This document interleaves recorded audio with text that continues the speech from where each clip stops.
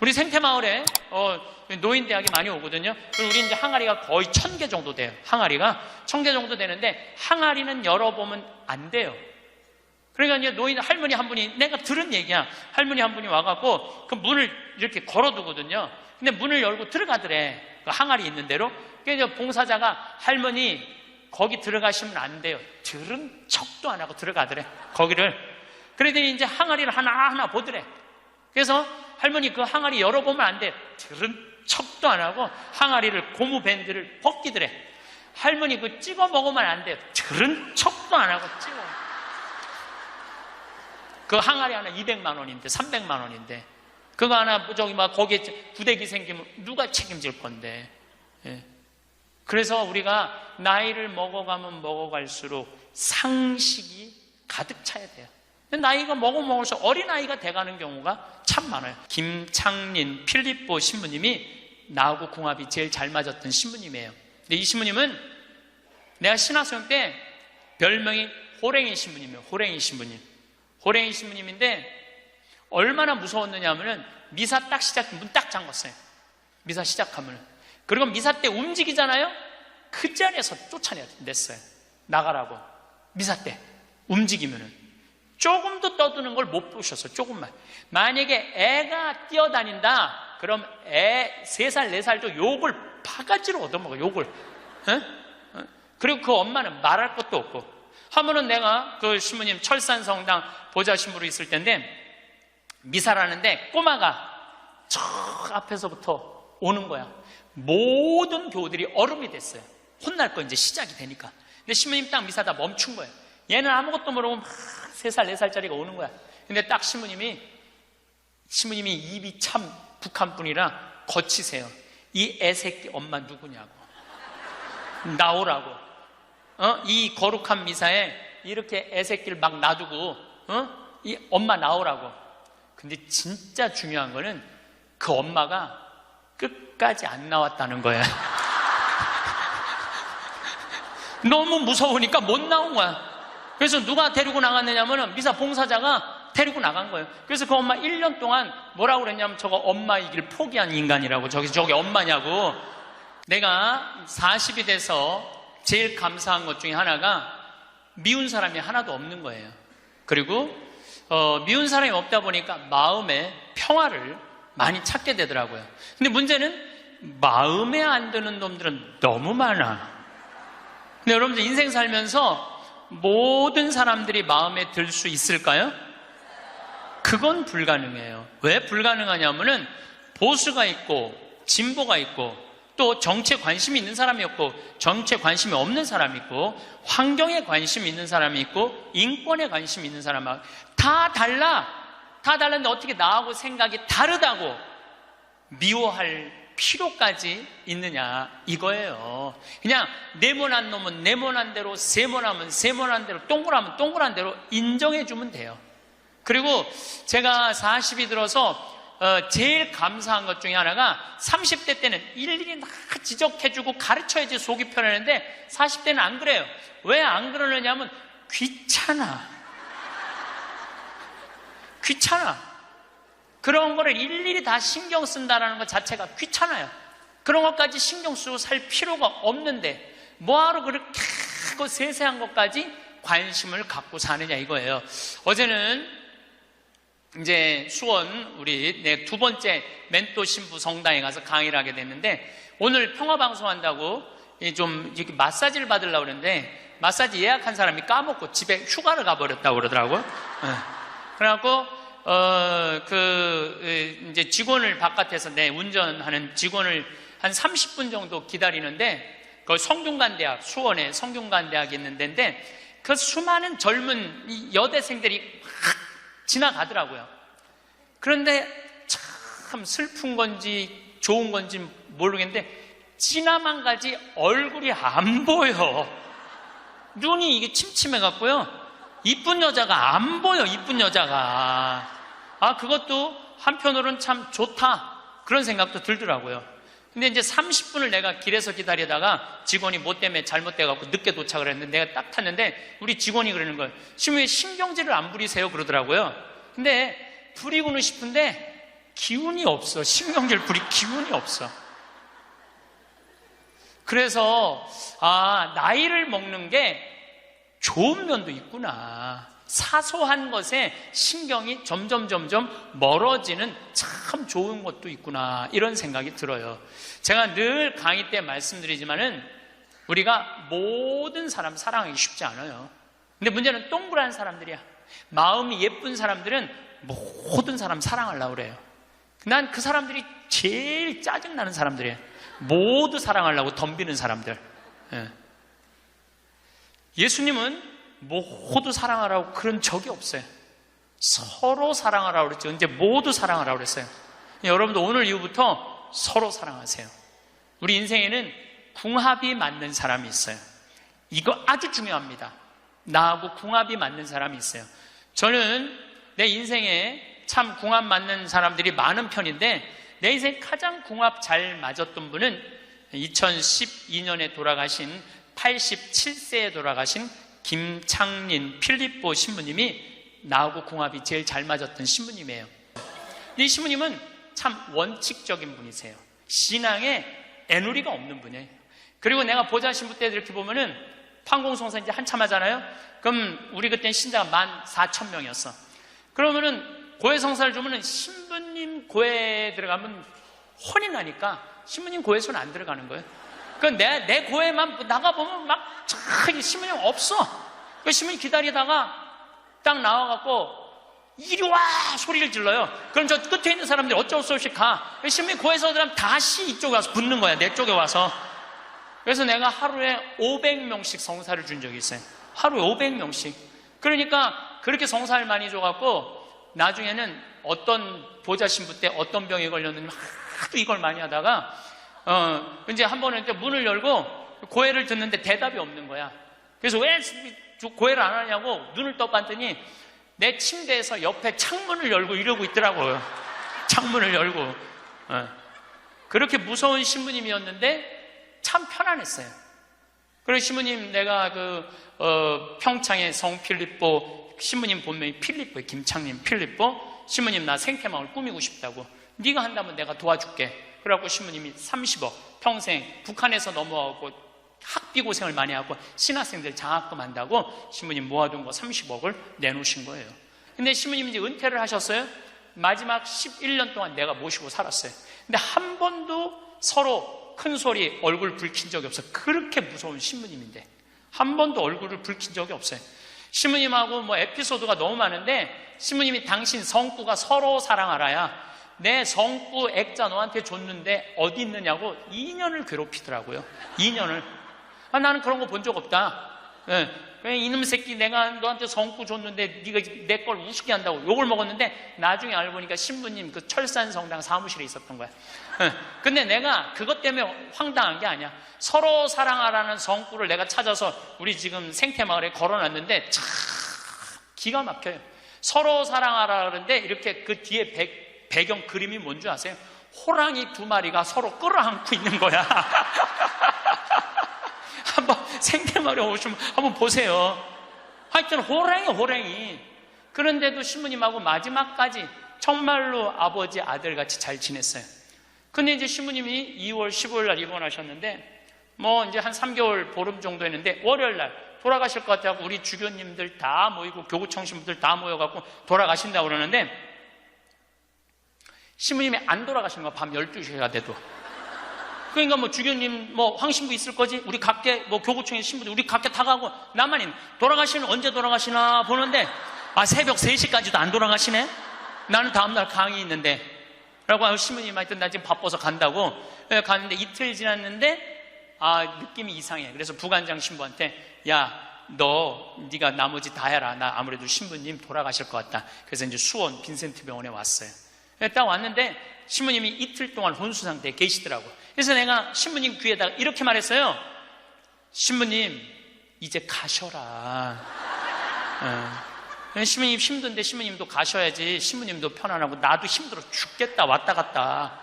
그랬는데 신부님이 눈을 딱 뜨는 거예요. 얼마나 놀랬는지 몰라요. 죽으라고 그러는데 눈 뜨니까 얼마나 내가 놀래.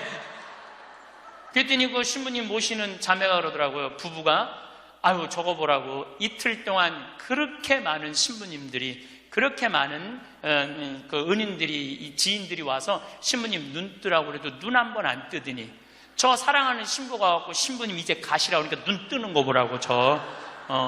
신부님 매일 저를 위한 미사를 하셨거든요. 매일매일. 네. 그래서 내가 이제 신부님한테 그랬죠. 신부님 평생에 내 바람막이 대주시고 나 행복하게 해줘서 너무너무 감사하다고. 나는 사제 생활은 정말로 반은 신부님 때문에 행복하게 살았다고. 여기 이제 내가 그날 다 오라고 그랬거든요. 신부님 지인들 다 눈 한번 마주치라고. 신부 눈 다 마주치시더라고요. 그러더니 나하고 딱 눈을 마주치시면서 돌아가시더라고요. 그래서 신부님이 내 품에서 돌아가셨어. 그러니까 신부님은 나하고 궁합이 맞은 거죠. 그래서 난 그분하고 평생 참 행복하게 살았어요. 여러분들도 마찬가지예요. 여러분들하고 궁합이 맞는 사람이 있어. 근데 이 동그란 사람 얘기, 이제 뭐 내가 옛날에 화가 나십니까에도 말씀드렸지만, 동그란 사람들은 뭐가 있냐면 예수님 사랑하는 마음이 이쁘니까 남 상처 주는 걸 못해. 왜냐하면 예수님한테 미안하니까. 남 상처 주는 걸 못하는 거야. 동그란 사람이 대림절 맞이하고 예수님 성탄 맞이하고 빠마를 탁 했는데 삐죽한 놈이 와서 한마디 해요. 빠마를 왜 그렇게 했어? 얼굴이 떡판 같잖아. 그러면 동그란 사람은요 가슴에서 피가 떨어져요. 안 그래도 얼굴 둥글럽적해갖고 스트레스 받는데 떡판이라고 그러면 얼마나 상처를 입어요. 그런데도 동그란 사람은 그 삐죽한 사람한테 싫은 소리 못해요. 기껏 hen대는 소리가, 그러게 이번에 하다가 보니까 이렇게 나왔네. 다음에 내가 잘할게. 뭘 잘못했다고 다음에 잘한대. 그리고 어디 가서 우느냐면 성당 가서 운다니까요. 여기 있는 분들 많아. 그런 분들, 동그란 분들 많아. 맨날 울면서 상처 입고. 그래서 동그란 사람들 보면 여기에 구멍이 뽕뽕뽕뽕 나인 사람 많아요, 보면은. 그래서 동그란 사람들이랑 상담을 해보면은요, 정말로 겉보기는 예쁜데 상처는 다 받은 사람 많아. 그러니까 동그란 사람은 삐죽한 놈 만나면 안 돼요. 삐죽한 놈은 누구 만나게 해주면 되냐면 별난 놈 만나게. 별난. 찔러도 안 찔리는. 파마를 왜 그렇게 해서 얼굴 떡판 같잖아. 그럼 별난 사람은 뭐라고 그러느냐면은 너나 잘하고 다녀. 너나 남 챙겨내지 말고. 그럼 이 사람 상처 안 입어요. 상처 안 입는데 동그란 사람들이 상처를 입는다니까. 그래서 여러분들은 지금 50, 60 되신 분들, 여러분들 앞으로도 50년, 60년 인생 더 살아야 돼요. 미운 사람이랑 뭐하러 힘들게 가요? 내가 마음에 드는 사람, 좋은 사람이랑 가셔야죠. 그래서 오늘 이후부터, 아까도 제가 멘토 얘기했지만은 우리가 멘토를 잘 만나야 돼요. 그래서 저는 막 보면은 성격 까칠한 사람들 가능한 한 안 만나요. 연락도 안 하고. 내가 좋은 사람들은 난 연락 많이 해요. 전화도 많이 하고 밥도 자주 먹고 참 좋은 것 같아. 우리 나한테 생태마을 꿈이라고 100억 주고, 잠비아에 100억 준 우리 83살 된 우리 은인한, 저는 한 달에 한 번 전화해서 꼭 같이 밥 먹어요. 우리 어머니 아버지도 한 달에 한 번 꼭 같이 밥 먹고. 내가 좋은 사람만 난 전화해서 밥 먹어. 굳이 삐죽한 애 전화해갖고 내가 예수 그리스도 이름으로 저 사람을 사랑하고야 말리라. 난 안 그런다 이거야. 그래서 40 부록이 되면서 유혹도 흔들림도 의심도 별로 없어진 것에 대해서 너무너무 감사하다는 거죠. 50이 지천명이야. 50이 지천명. 50이 되면은 뭐 해야 되느냐면 하늘의 뜻을 아는 나이야. 49까지는 세상에 관심이 많았다면 50부터는 어디에 관심이 많아야 돼? 하늘나라에 관심이 많아야 돼. 여러분들은 49까지는 세상에 속해서 살았어. 세상 일 많이 하고 살았어요. 그럼 50부터는 이제 내가 이제 어디 갈 거야? 하늘나라 갈 거 아니야 이제? 이제는 갈 날이 점점 다가오잖아요. 30대 때는 하느님의 이름을 빌려서 내일을 했어요. 30대 때는 어땠냐, 뭐가 진행이 안 되면 성질을 있는 대로 부렸어요. 30대 때는. 근데 요즘은 막 일이 진행이 안 되잖아요. 그럼 딱 내려놔요. 그리고 이렇게 말합니다. 당신이 원하는 게 아니네. 그거 딱 내려놔요. 당신이 원하는 일이면, 하느님 당신이 원하는 일이면 되겠지. 제가 작년에 잠비아에 가갖고 간호대학 수도된 걸 보고 저 사는 맛 사는 멋 삼교 한 끼 책 파는 거 2억 인세 내놨다고 그랬잖아요. 그래갖고 교우들한테 1,000만 원씩 30명만 도와달라고 그랬잖아요. 그런데 2월 달에 방송에 나갔는데 4월 마지막 주에 2억 8천이 모인 거야. 2달 만에 2억 8천이. 내가 한번 모금도 나간 적이 없는데 다 전화해서 마지막 토요일에 내가 하느님한테 이렇게 기도했어요. 하느님, 왜 2천만 원이 비냐고. 진짜 그렇게 기도했어요. 진짜. 아니 내가 2억을 내놨으면 당신 3억 내놔야 될 거 아니냐고 그렇게 기도를 했는데 그날 저녁에 종도도 다른 할머니가 나한테 전화했어요. 신부님, 당신이 기도를 하는 중에 내가 돈이 필요할 것 같아갖고 2천만 원 보냈다는 거예요. 2천만 원. 나는 기쁘지 않았어요. 기쁘지 않았어. 왜 기쁘지 않았냐면 너무 놀랐어요. 하느님이 다 듣고 하느님 왜 2천만 원이 비냐고 그랬더니 그 저녁에 2천만 원을 채워주셨으니 여러분들 기쁠 것 같아요? 무서울 것 같아요? 무섭죠. 와. 그래서 예수님이 너희들 많은 말 하지 말아라. 아버지가 너희가 필요한 것을 다 알고 계신다. 그래서 내가 기도를 안 한다니까요. 내가 기도를 안 해요. 내가 잠비아에 농업대학 세울까? 그랬더니 100억 갖다 줬잖아요. 그래갖고 농업대학 부지가 필요한데 그랬더니 1000만 평 대통령이 줬잖아요. 어떻게 기도를 해? 생각만 해도 하느님이 이렇게 쏟아주는데 기도까지 해주면 나는 죽어. 이거 기도까지. 근데 나는 어떤 믿음이 있느냐 하면 지천명 하늘의 뜻을 알아요. 하느님이 원하는 일이면 된다. 네. 그리고 이제 잠비아에 제가 이제 4년을 다니면서 돈도 많이 이제 그 신학교 잠비아를 쭉 다녔는데 내가 너무너무 놀란 거는 잠비아의 신자가 500만 명이에요. 그리고 내가 다니고 있는 은돌라 교구는 신자가 100만 명이야. 100만 명. 근데 신학교가 없는 거야. 잠비아 신학생은 지금 480명이 있대요. 근데 기숙사가 없는 거야. 1, 2학년이 철학과 이렇게 다니고 이상하게 하여튼 신학 과정이 있더라고. 그래서 은돌라 교구의 반달 주교님께서 나한테 요청이 왔어요. 우리 여기 잠비아에 신학교를 좀 줘달라고.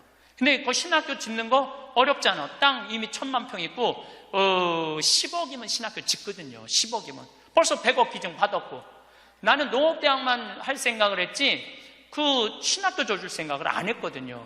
근데 생각해보니까 이거 신학교 짓는 거 이게 정말로 의미 있는 일이구나. 이게 누구의 뜻이냐? 1000명이라는 거야.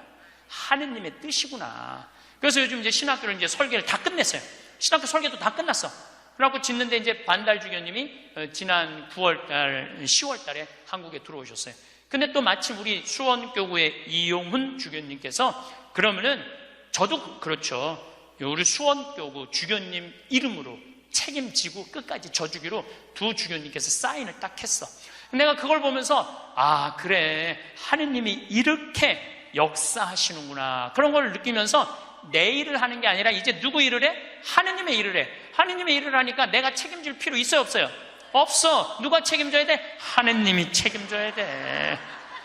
그야말로 내 기도는 배째라야. 줄래면 주고 말래면 말아라. 그런데 잠비아에 이번에 미국 교우들이 20명이 따라왔어요. 그런데 참 그 사연이 기가 막히더라고요. 딸이 수의학과 다니다가 교통사고로 죽은 거야. 보나라는 아이인데 24살인가 6살에. 근데 그 딸 생일날 잠비아에서 보나 샘이라고 샘을 판 거예요. 근데 그분들이 그 주교님을 만나더니 우리도 잠비아에 신학교 짓는데 자기네들이 가능하면 100만 달러 다 모아보겠다는 거예요. 이게 그러니까 내가 그런 일을 저지르는 게 아니라 하느님이 알아서 하는 거야. 나는 뭐만 해? 심부름만 하는 거야. 또한 아버지 앞에 나와 봉사하게 하시니 감사하나이다. 여러분들 여기 50 되신 분들, 50 넘으신 분들 아직도 세상 것에 연연하고 매달린다면 언제 1000명 하늘의 뜻을 알 거예요. 이제 이 세상 돌아가는 삼라만상 이치 다 할 나이 아니에요. 50이 되면은. 그렇다면은 내가 이 세상에서 하나라도 더 가지고 끝나는 게 아니고 이 세상에서 하느님 보시기 좋은 일을 하고 가는 게 중요하다는 거예요. 욕심을 버리시면은요 여러분들 마음 안에 기쁨이 있어. 62순이라고 해. 62순. 이순이라는 건 뭐냐면 60이 되면 귀가 편안해야 되는 나이예요. 60. 화가 나지 말아야 돼. 누가 내 욕을 해도 화가 나지 말아야 돼. 근데 60대 분들 막 누가 내 욕을 해. 그럼 뭐라 그래? 나를 내가 산전수전 다 겪었는데 날 뭘로 보고 내 욕을 해? 내가 이놈을 뻔때를 보여주리라. 이때부터는 나이를 헛먹는 거예요. 누가 내 욕을 해도 화가 나지 말아야 돼. 내 커피숍 하는 친구가 있어. 이 친구가 해준 얘기예요. 무슨 얘기냐면은 1시에 자기 커피숍에 60 먹은 아줌마 10명이 들어오더래요. 그래갖고 야, 커피 한 잔이 6,000원, 7,000원이니까 한 7만원 버나 보다. 근데 아줌마들이 딱 들어와서 한다는 소리가 우리가 지금 개모임을 해갖고 밥을 많이 먹어갖고 패가 불러서 3잔만 시키겠다고. 3잔만 시키겠다고. 3잔만 시키더래요. 10명이 상 3개 딱 차려 해갖고. 그랬더니 요즘 리필이 다 되잖아요. 한참 먹더니 또 있더니 와서 리필해달라고 그러더래. 리필. 또 그 큰 컵에다 리필을 다 해준 거야. 그랬더니 다시 오더니 그러더래요. 이거 우리 귀양 리필해준 거 우리 나눠 먹게 잔 좀 더 달라고. 그래갖고 1시부터 3시까지 10명이 3잔 시켜서 온갖 수다 그냥 다 박장대소 하고 막 깔깔거리면서 3잔 값을 내고 나가더래요. 너무 가슴이 아프더래요. 왜냐하면은 전기세도 있고 자리세도 있고 월세도 내야 되는데 저 아줌마들 10명이 들어와서 3잔만 시켜서 먹고 나가 얼마나 가슴이 아픈지 몰라요. 여러분들 돈이 없으면은 막심 골드 그 150원이야 스틱 커피 그거 10개 사면 1,500원이야. 그럼 보온병 사다가 종이컵 사다가 종이컵은 안 되지만은 그냥 그 앞에 공원이거든. 그거 먹으면 되지. 왜 그 남의 상처를 이걸 뭐라고 하냐면은 나이값도 못한다고 그러는 거야. 늙으려면 어떻게 늙어? 곱게 늙어. 늙으려면 곱게 늙어야 돼. 나이를 먹으려면은 제대로 먹어야 된다는 거예요. 나는 그래서 우리 직원들 장 보러 나갈 때 절대 못 깎게 해요. 돈 못 깎게. 그거 300원, 400원 깎아서 뭐해? 우리 직원이 지난번에 그러더라고. 자기가 저기 호박을 20개 사는데 한 푼도 안 깎길래 하나 더 얹어주더래. 더 얹어주길래 이거 우리 신부님이 깎지 말라고 그런다고. 깎지 말란다고 그래. 나도 농사 짓는 사람이라요. 참 그 농사가 얼마나 어려운데. 할머니들이 두릅 따 갖고 나오고 쑥 해갖고 나오는 거 300원 깎는다, 200원 깎는다 그러다 안 깎아주면 또 그냥 건너갖고 사고. 돌아다니면서 상처는 다 주고 다녀. 그리고 나 돈 아꼈다고. 참. 그 정도로 200원, 300원 깎고 돈 아낄 정도로 돈이 없으면은 그냥 집에 가만히 앉아 있어. 돌아다니지 말고. 예. 그래서 나이값을 해야 된다는 거예요. 나이값. 늙으려면 어떻게 늙어? 곱게 늙어야 돼. 늙으려면. 그리고 60이 되면은 이순이라는 게 뭐냐면은 누가 내 욕을 해도 화가 나지 말아야 되는 것뿐만 아니라 이해 안 되는 게 없어야 돼요. 삼라만상 우주 아까 1000명이라고 그랬잖아요. 1000명 안에는 우주 만물의 조화까지 다 알아야 돼. 그 60이 되면은 이해 안 되는 게 없어야 돼. 내가 60대신 분 중에 너무너무 멋있는 분 한 분을 알고 계세요. 난 그분 지금 얼굴도 본 적이 없는 분이에요. 얼굴도 본 적이 없는데 이분이 얼마나 멋있느냐 하면은 성모회장이래 어느 성당에. 근데 내 후배 신부 중에 하나가 5년 전에 옷을 벗었어요. 신학교 때 내가 굉장히 예뻐했던 아이인데 자기 기쁘지 않대. 사제로서 기쁘지 않대. 사제로서 기쁘지 않으니까 미사를 드릴 수가 없는 거예요. 그거 여자 문제보다도 더 고통스러운 거예요. 내가 사제로서 기쁘지 않아. 그래서 나는 더 이상 제사를 드릴 수 없다. 그래서 옷을 벗고 나간 거야. 이 신부는 혼자 쭉 사는 거죠. 근데 그 본당 신부였을 때 성모회장님이었대. 성모회장님이었는데 이 신부님이 5년 동안 혼자 사는 걸 알고 딸이 36인가 37이래. 딸한테 그랬대요. 너 그 신부님 알지? 알고 있대. 근데 그 신부 옷 벗은 거 알지? 알고 있대. 근데 너 지금 시집도 안 가고 혼자 사니? 이렇게 허송세월 보내지 말고 신부님 외롭고 힘든데 너 신부님한테 시집이나 가서 밥도 해주고 빨래도 해주고 의지가지 하면 어떻겠느냐? 그 성모회장님이 남편도 설득했대. 당신 저 본당 신부님 있을 때 저런 사이 하나 있으면 좋겠다고 그러지 않았느냐고. 저 사이 사보면 되지 않겠느냐고 남편도 설득하고 남편도 좋다고 그랬대. 그래갖고 이번 3월 신부님한테 찾아간 거야. 내 딸 줄 테니까 신부님 혼자 외롭게 살지 말고 내 딸 이제 데리고 같이 살았으면 좋겠다고. 그래서 이번 3월 달에 결혼을 시킨 거야. 60이 되려면 그 정도는 돼야지. 60이 되려면 그 정도는 돼야지. 신부님도 옷 벗고 나가면 내가 저 신부님 더럽다고, 저 신부님 저럴 수 있느냐고, 내가 그렇게 안 봤는데 욕이나 하고 돌이나 던지고, 그건 나이를 헛먹는 거예요. 그 신부는 얼마나 힘들었겠어, 인생 살면서. 자기 맞지도 않는 옷 입고, 이러지도 못하고 저러지도 못하고, 부모님 상처 줄까봐 옷도 못 벗고, 얼마나 힘들겠어. 그 정도 이해는 돼야지. 60이 돼갖고 옷 벗고 나가면 나는 이해가 안 되네. 저 신부님 왜 옷을 벗고 나갔을까? 그래서 60이라는 건요, 정말 아름답기 시작한 나이에요. 저는 60된 여자친구들이 많아요. 진짜로. 근데 60된 분들하고 이렇게 대하면 참 편안해요. 30대, 40대 이 여자들은 불편해. 불편해. 근데 60만 되면은 아주 편안해. 그리고 60이라고 얼굴이 못생긴 것도 아니야. 이뻐, 다. 60은 내가 보기에는 아름답기 시작한 나이에요. 아름다운 모습으로 나이를 들어가는 것. 누가 뭐라 그래도 받아들이고 포용할 수 있는 따뜻한 나이가 저는 60이 아닌가 싶어요.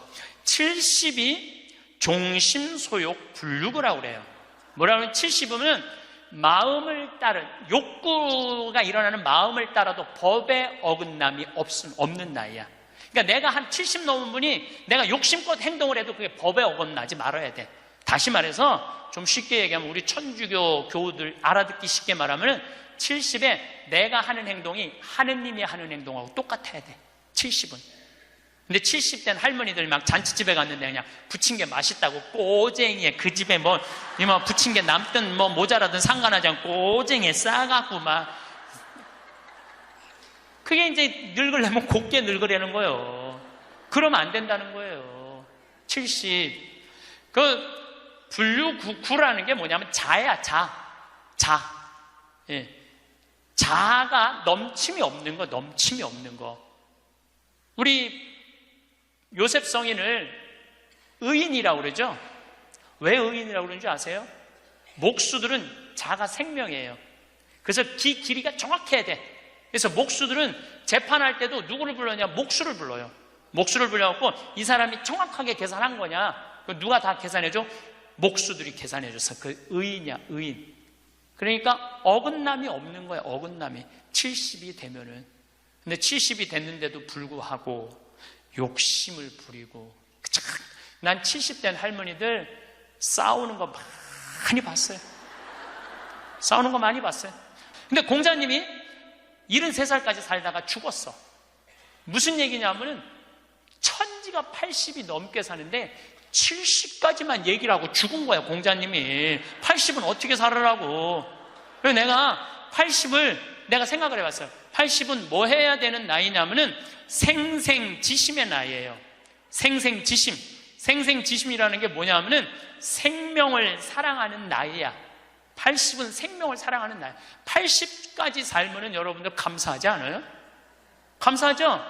저는 46세 위암 수술을 하고 매년 가을마다 단풍 구경을 가요.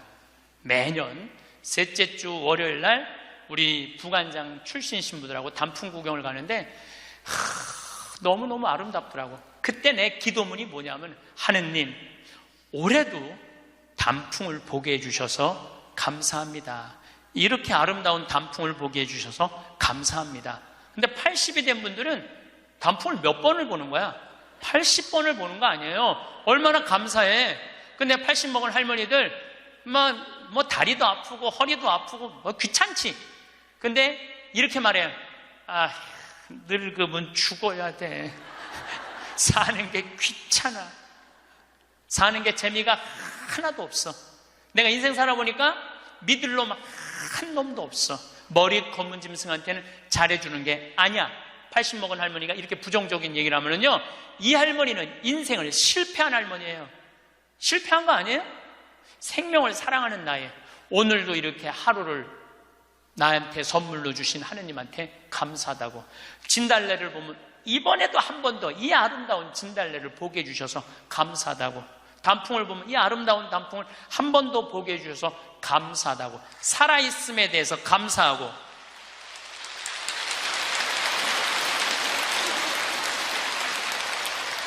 생명에 대해서 사랑하는 마음. 예. 저는 우리 요즘 대리임 때 우리 직원들 마니또를 해요. 작년에 느닷없이 마니또를 하자고 그러더라고요. 그래서 이제 쭉 뽑았어. 우리 직원이 40명인데 나는 이제 60먹은 형제가 뽑혔어요.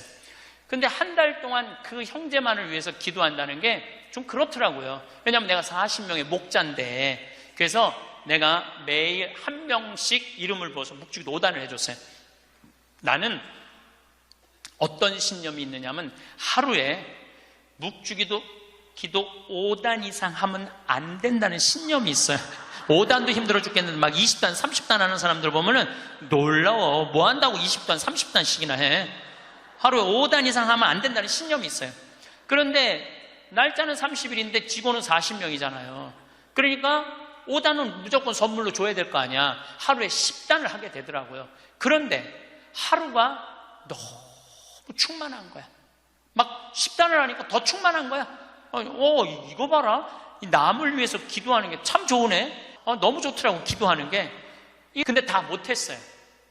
신부님 미운 사람 없어요? 여러분들, 내 가슴이 얼마나 넓다고 미운 놈까지 다 고이 간직해야 돼? 그렇지 않아요? 여러분들, 미운 사람 꼭 가슴에 간직해야 돼요? 미운 사람 빨리 빼버리세요. 그리고 어떤 사람만 간직하면 돼? 좋은 사람, 소중한 사람만 하면은 그러게도 우리 인생은 벅차요. 내가 6.25 전쟁 똥구멍이 찢어지게 가난할 때 그때 내 돈 떼어먹고 도망간 놈, 내 상처 준 놈 그냥 기억할 필요가 뭐가 있냐 이거예요. 80이 돼서 이제까지 큰 사고 없이 6.25 넘어오고 그 힘든 거 다 넘어와서 지금 살면은 오늘 하루 밥 세 끼 먹으면 감사하면 돼요. 그래서 80 되신 분들은 입에서 뭐가 나와야 돼? 감사가 나와야 돼. 제가 자신 껴안기라는 주제로 이야기를 이제까지 했습니다. 여러분들, 나 자신을 껴안을 줄 알아야지, 나 자신을 껴안을 줄 알아야지 잘 살아요. 잘 살아야지 잘 죽을 수가 있어요. 그래서 15에 지우악하고, 30에 립하고, 40에 부록하고, 50에 지천명하고, 60에 이순하고, 70에 불류구하고, 80에 생생지심의 단계에 내가 갔는가? 이걸 물어보자는 거예요. 나는 지금 어떤 단계인가? 나는 뜻도 안 세운 거 아닌가? 뜻도 안 세우고 공부도 안 하고 또 내가 섰다면은 어떻게 살아가야 될 것인가? 쓴 사람으로서.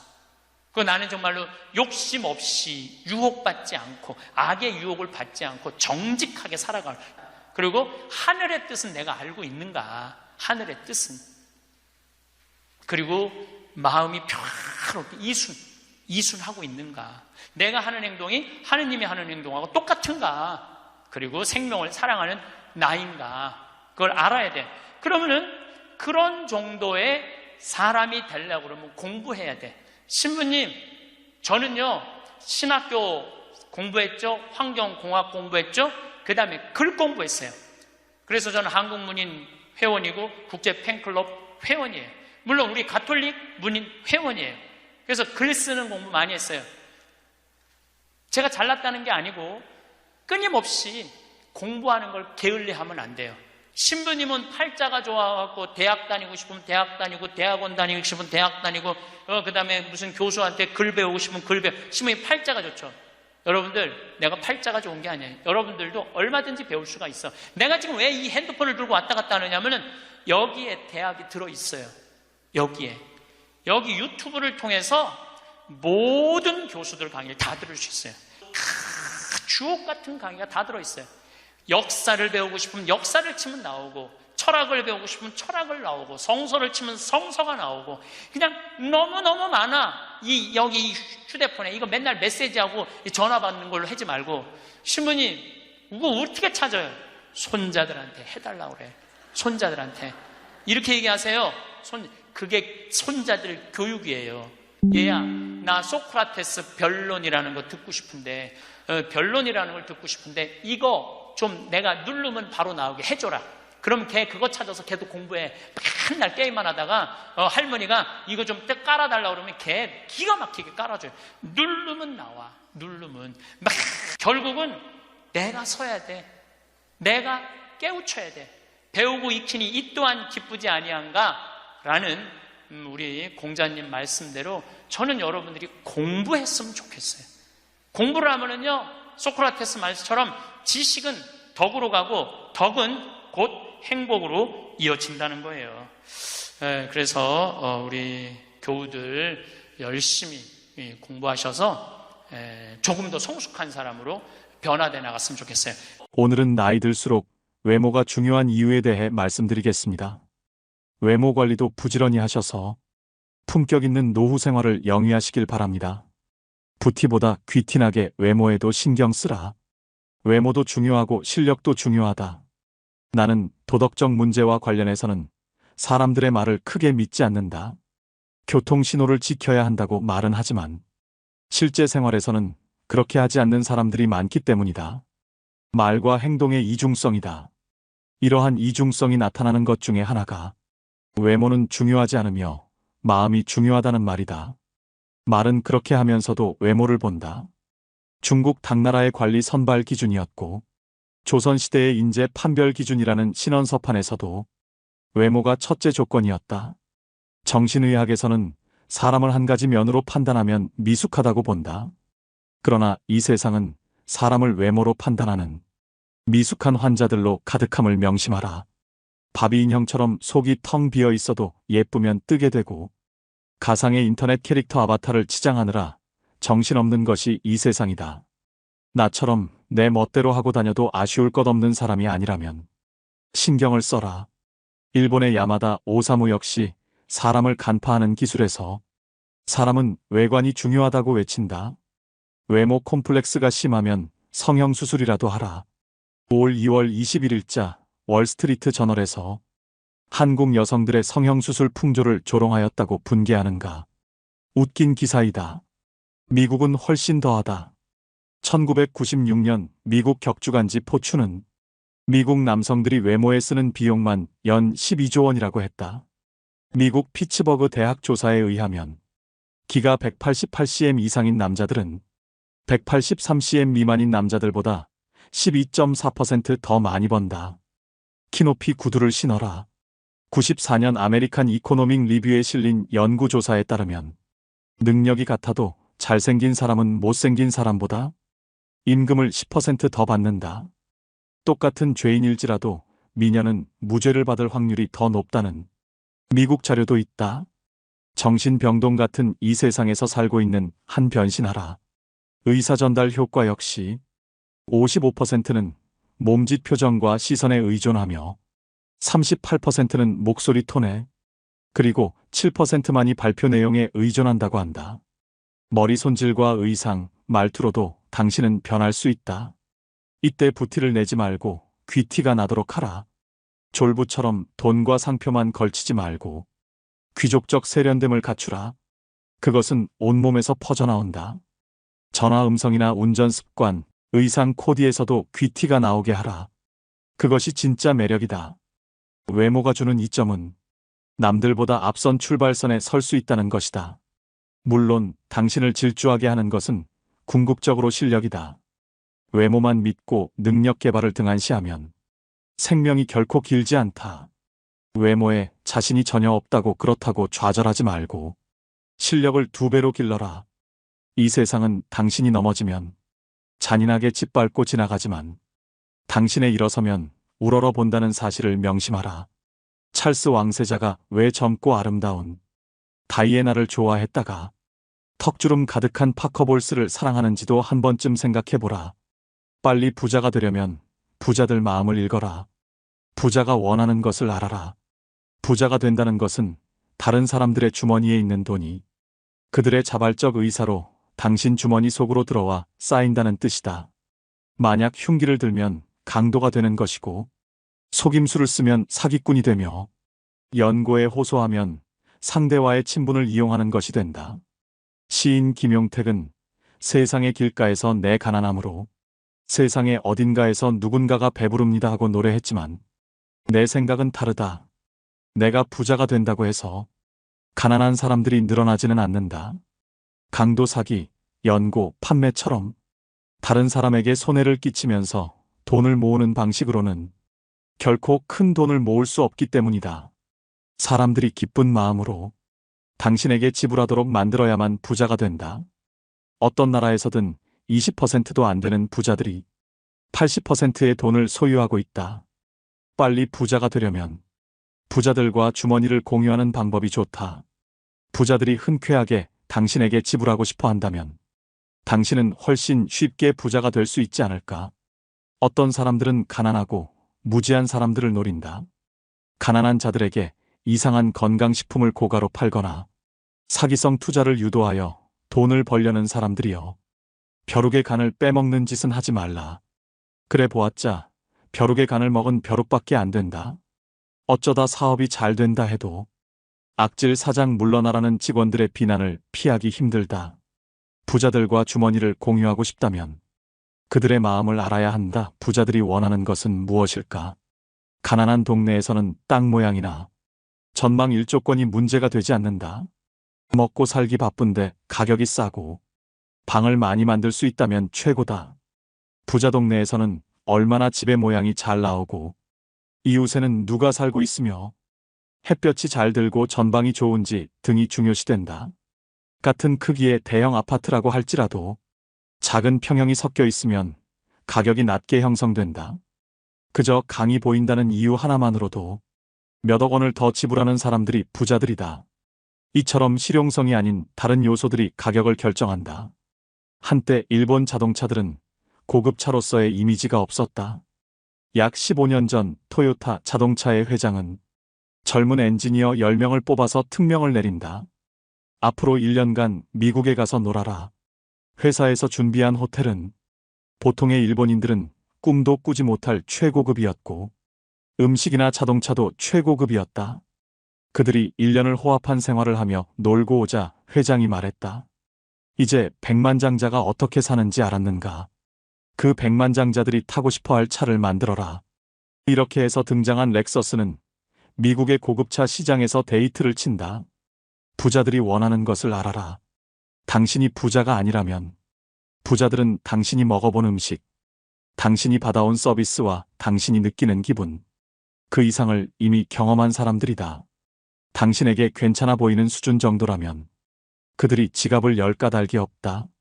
목돈 빌려줄 땐 친구라도 냉철하게. 나는 내게 무엇인가 팔러 오는 친구들에게 물건을 산 적이 거의 없다. 친구를 돕는다고 내게 필요 없는 물건을 사게 되면 그 물건을 볼 때마다 속상해진다.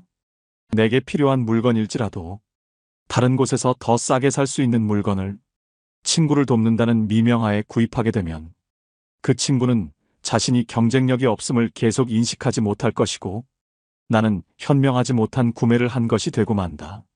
내가 택한 대안은 형편이 어려운 친구에게 물건 판매 수당 이상의 현금을 주는 것이었는데 보통 100만 원이었다. 조건은 나중에 돈을 벌면 다른 어려운 친구를 도우라는 것이다. 대신 나는 밥 한 끼도 사주지 않는다. 문제는 목돈을 빌려달라는 경우다. 친구와는 돈 거래를 하지 말라고 하지만 살다 보면 돈 거래가 없을 수 없다. 20대의 돈 거래는 액수는 작으나 친구를 가려내는 시금석이 되기에 나는 권장한다. 20대의 친구에게 몇십만 원을 잃었다면 40대에 몇천만 원을 잃을 뻔한 것을 액땜한 것이다. 나는 처음에 동창들에게 그냥 빌려주었으나 도망가는 친구가 생기면서 생각이 바뀌었다. 우선은 재산 상태와 수입 및 부채 현황, 상환 계획을 상세히 적으라고 한다. 지갑 속에 신용카드가 많거나 카드 사용 내역에서 소비성 지출이 많으면 반드시 담보를 요구한다. 사업가 친구인 경우에는 회사의 격리 자료들을 세무조사하듯이 본다. 경영에 약간의 문제라도 보이면 담보를 받는다. 새로 사업을 하는 친구인 경우에는 그의 성격을 생각한다. 사채놀이는 안 하지만 은행이자 수준은 요구하며 그 이자로 같이 한잔하기도 한다. 그 어떤 친구가 부탁을 해도 보증은 함부로 서지 말고 아무리 이자가 많아도 가진 재산의 상당액을 어느 한 친구에게 몰아서 빌려주지는 말라.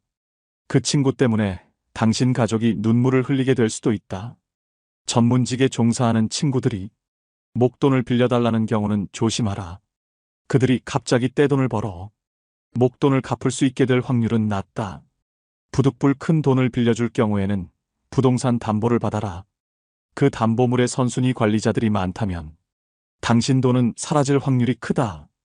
약속어음 공증을 받으면 좋지만 친구에게 재산이 없으면 월급을 차압할 정도인데 다른 친구들이 친구에게 너무한다고 당신을 욕할지도 모른다. 친구가 급히 큰 돈을 빌려달라고 할 때는 그가 설명하는 말을 절대로 액면 그대로는 믿지 말라. 그가 거짓말을 하는 것이 아니라 그의 상황이 거짓말을 낳는다. 친구를 믿는 것은 좋지만 친구가 처한 상황은 믿지 말라. 그 친구도 미래 상황은 모른다. 고의적인 경우도 있겠지만 많은 경우에서는 친구가 속이는 것이 아니라 그의 미래 상황이 당신 돈을 못 갚게 만들며 우정도 버리게 함을 명심하라. 친구로부터 빌린 돈을 못 갚았다고 절대 자취를 감추지 말라. 연락이 두절되면 곧 소문이 퍼지게 되고 당신이 빚지지 않은 친구들마저 등을 돌린다. 당신에게는 업계에 친구가 많다고 적이 없다고 그것을 자랑하지 말라. 그것은 곧 모든 사람들이 당신을 대단치 않게 여긴다는 뜻일 수도 있고 경쟁 대상도 안 되는 만만한 사람이라는 뜻일 수도 있다. 세이노가 목숨 걸고 지켰던 3가지 원칙. 첫째, 편협한 사람이 되지 마라. 노력이란 당신이 좋아하는 것을 더 많이 하는 것이 아니라 당신이 하기 싫은 것을 더 많이 하는 것을 의미한다. 그렇다. 노력이란 싫어하는 것을 더 열심히 하는 것이다. 좋아하는 것을 더 열심히 하는 것은 노력이 아니라 취미 생활일 뿐이다. 기회는 모두에게 제공되지만 그 보상은 노력 여하에 따라 차등적으로 이루어짐을 명심하라. 책을 읽으면 똑똑해진다고 생각하겠지만 편향된 책만 읽는다면 그냥 더 편협한 사람이 될 뿐이다. 하기 싫은 일을 하지 않아도 마찬가지이다. 처음부터 거창할 필요는 없다. 일단 시작하라. 둘째, 지금 모습으로 미래를 단정짓지 마라. 지금 상황이 이러하므로 5년 후, 10년 후에도 이러할 것이기에 희망이 없다고 단정짓는 것은 옳지 않다. 점쟁이도 자신의 미래를 모르는데 어떻게 감히 신의 영역의 미래를 스스로 투시하고 미리 계산할 수 있단 말인가. 부자가 되려면 미래방 정식에 지금 처지를 대입하면 절대 안 된다. 내 월급으로는 평생 서울에 집 한 채 못 사겠네. 이렇게 단정짓지 마라. 부자가 되려면 현재로 미래를 단정짓는 게 아니라 원하는 미래로 나를 맞춰 나가야 하는 것이다. 그리고 진짜 부자들의 생각과 마음을 배워라. 부자는 돈독이 올라서 부자가 된 사람들이 아니다. 어떤 일을 하든 간에 시간과 노력을 아낌없이 투자하여 다른 사람들보다 경쟁력을 가질 때 부자가 태어나는 것이다. 그들은 그 과정에서 환희를 느끼며 살아온 사람들이며 당신의 생각과는 달리 전혀 불행하지도 않고 도둑놈도 아니다. 노력한 만큼 보상받는 게 세상의 이치이다. 부자가 되려면 돈을 쉽게 얻길 바라는 도둑놈 신보부터 버려야 한다. 셋째, 원인은 자신에게서 찾아라. 실패한 자들의 핑계는 길고 긴 레퍼토리를 이룬다. 명심하라. 성공한 자들은 어떤 일이 잘못되면 그 책임과 원인을 자신에게서 찾는다. 절대 세상 속에서 핑계를 찾지 않는다는 말이다. 지금의 실패를 남 탓으로 돌리는 사람은 다음에도 남에 의해서 똑같은 실패를 겪게 될 것이다. 남 탓을 한다는 건 다른 사람이 나의 인생을 결정한다고 인정한 것이다. 내 인생을 남에게 휘둘리지 마라. 일어난 문제가 나의 책임일 때 그 문제를 해결할 수 있는 것이다. 천재들의 이야기에 주눅들 필요는 없다. 돈을 번다는 것은 다른 보통 사람들과의 게임이지 당신보다 크게 잘난 사람과의 게임이 아니다. 그저 우리는 우리가 속한 분야에서 다른 보통 사람들과 경쟁하여 이기면 되는 것일 뿐이다. 그들이 놀 때 놀지 말고 그들이 잠잘 때 덜 자고 그들이 쓸 때 덜 쓰며 경쟁력을 기르고 목돈을 준비하라. 그 후에 기회를 찾아라. 다들 부자가 되면 좋겠다고 말은 하지만 정말 부자가 되려고 노력하는 사람들은 없다. 내가 어느 직원을 사람 하나는 좋다고 말한다면 그가 일은 지독히 못한다는 뜻이다. 76세 고령의 경영자 호리바 마사오 역시 일 잘하는 사람, 일 못하는 사람에서 적이 없는 사람을 무능의 대명사로 부른다. 예수에게도 적이 무수히 많았다. 승자에게는 적이 많고 패자에게는 친구가 많은 법이다. 어느 나라에서 정치나 경제가 제대로 굴러가지 못한다면 그 이유는 정치인들이 적을 만들지 않으려고 하고 인기와 영합하여 욕을 먹으려 들지 않기 때문이다. 말이 통하지 않을 땐 침묵하라. 말이 통하지 않는 사람이 있음을 인정하라. 살다 보면 여러 가지 갈등으로 인해 마주치기조차 싫은 사람들이 주변에 생기게 마련이다.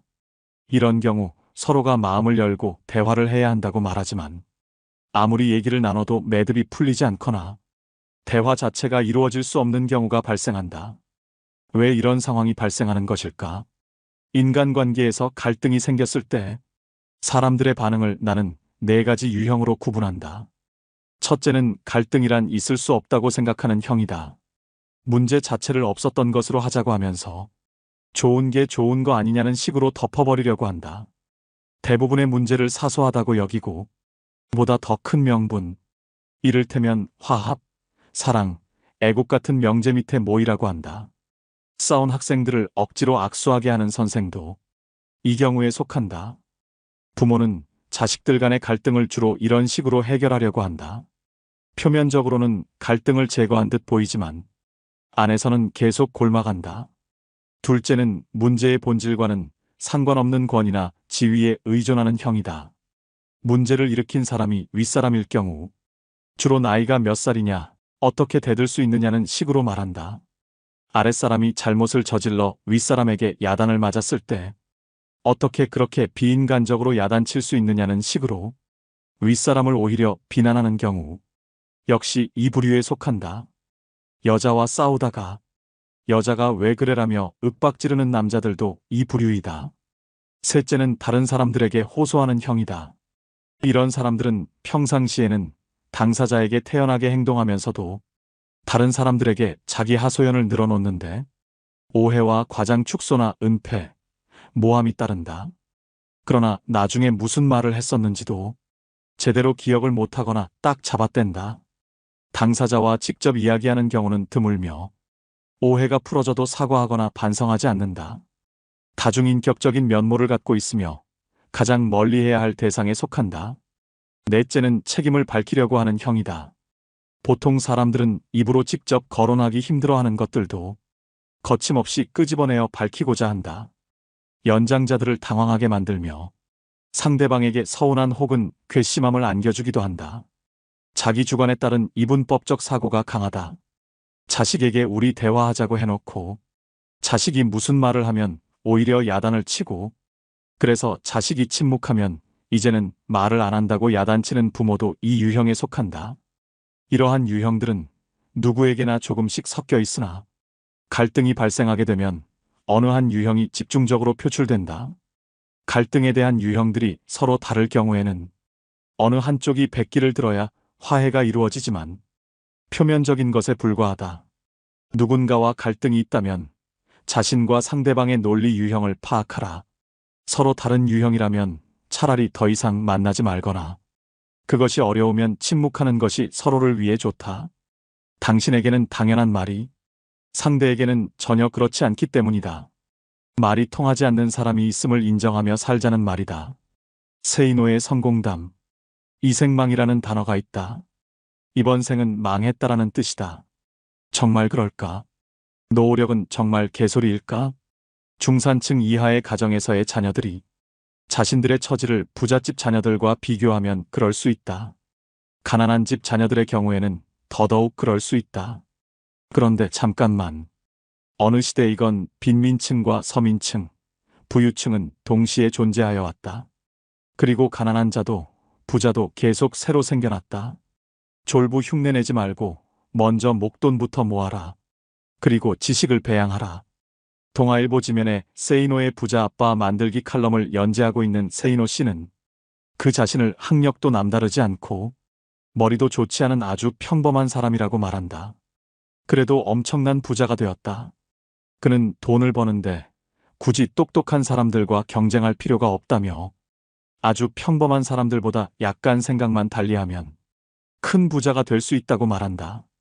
그가 굳이 필명을 고집하고 자신을 드러내지 않는 것은 IMF 사태 직후 언론에 당당하게 외제차를 몰고 다닌다고 말한 이후 온갖 협박 전화를 받고 아이들 학교에서도 문제가 됐기 때문이라며 사람들의 의식부터 바뀌어야 돈을 벌 수 있고 사회 풍토가 바뀌어야 부자 나라가 될 수 있다고 강조한다. 돈 버는 노하우가 언제 어떻게 해서 보이기 시작했는가? 처음에는 그저 돈만 쫓아다녔다. 사람들을 만나면 그저 내 호주머니를 불려줄 수단으로 생각했다. 그것이 잘못이었다. 나부터도 나를 어떤 수단으로만 보는 장사꾼에게 물건을 살 마음은 생기지 않으니까. 돈을 번다는 것은 다른 사람들의 호주머니 속에 있는 돈이 그 사람의 자발적인 의사로 내 호주머니로 옮겨지는 것이다. 그러기 위해서는 먼저 고객의 불편함을 파악하고 정말로 섬기는 자세가 필요하다. 양반 정신을 버리고 머슴 정신을 가지면 된다. 사람들이 돈을 벌지 못하는 이유는 머슴 정신이 없기 때문이다. 아울러 철저한 신용을 다져나가고 약속을 이행했다. 약속을 지키느라 손해를 본 적이 한두 번이 아니다. 강의용 음향기기 설치 사업을 시작했을 때의 일이다. 사업 시작 첫 해에 수해가 났다. 다른 사람들 같으면 천재지변이므로 책임이 면제된다고 주장하겠지만 나는 무료로 다 수리해주거나 신품으로 바꾸어 주었다. 몇 천만 원의 손해가 났지만 바로 이 고객들이 모두 나의 영업사원처럼 선전을 해주는 바람에 1년 후에는 수억 원을 벌 수 있었다. 또 품질을 남들보다 10%만 더 좋게 하면 가격은 몇십 % 더 받을 수 있다. 국산 만년필과 몽블랑 만년필을 비교해보라. 품질이 100배 더 좋아서 가격이 100배 더 비싼 것은 아니다. 아울러 경쟁이 치열한 쪽에는 전혀 가지 않았다. 이른바 멋있고 폼나는 분야에는 똑똑한 사람들이 많이 들어와 같이 싸우기 때문에 보통 사람들은 언제나 패자가 되고 만다. 그러나 경쟁이 약한 분야에 가게 되면 그저 나 같은 보통 사람들이 들어오는 경우가 많으므로 그들보다 조금만 노력하면 이길 수 있었다. 평범한 사람들이 부자가 될 수 있는 가장 중요한 방법과 마인드는 무엇인가? 졸부 흉내를 내지 마라. 기름값이 조금만 올라도 허리띠를 졸라매야 하는 상황이라면 기름값이 쌀 때 미리 졸라매며 살아야 한다. 그렇게 목돈을 만들어 놓아야 한다. 전쟁이 났다고 생각하고 철저하게 생존 능력을 배양해라. 결국은 지식을 배양해야 한다. 고민이 있다면 10분 이상 하지 마라. 어떤 고민도 사실상 10분 이상 하지 못한다. 그런데도 많은 사람들이 걱정에 빠져 산다. 오로지 문제 해결 방안만 찾아라. 부자가 되는 것은 천재들이 아니라 바로 다른 보통 사람들과 경쟁하는 것임을 잊지 마라. 미리 겁먹을 필요가 없다. 부자.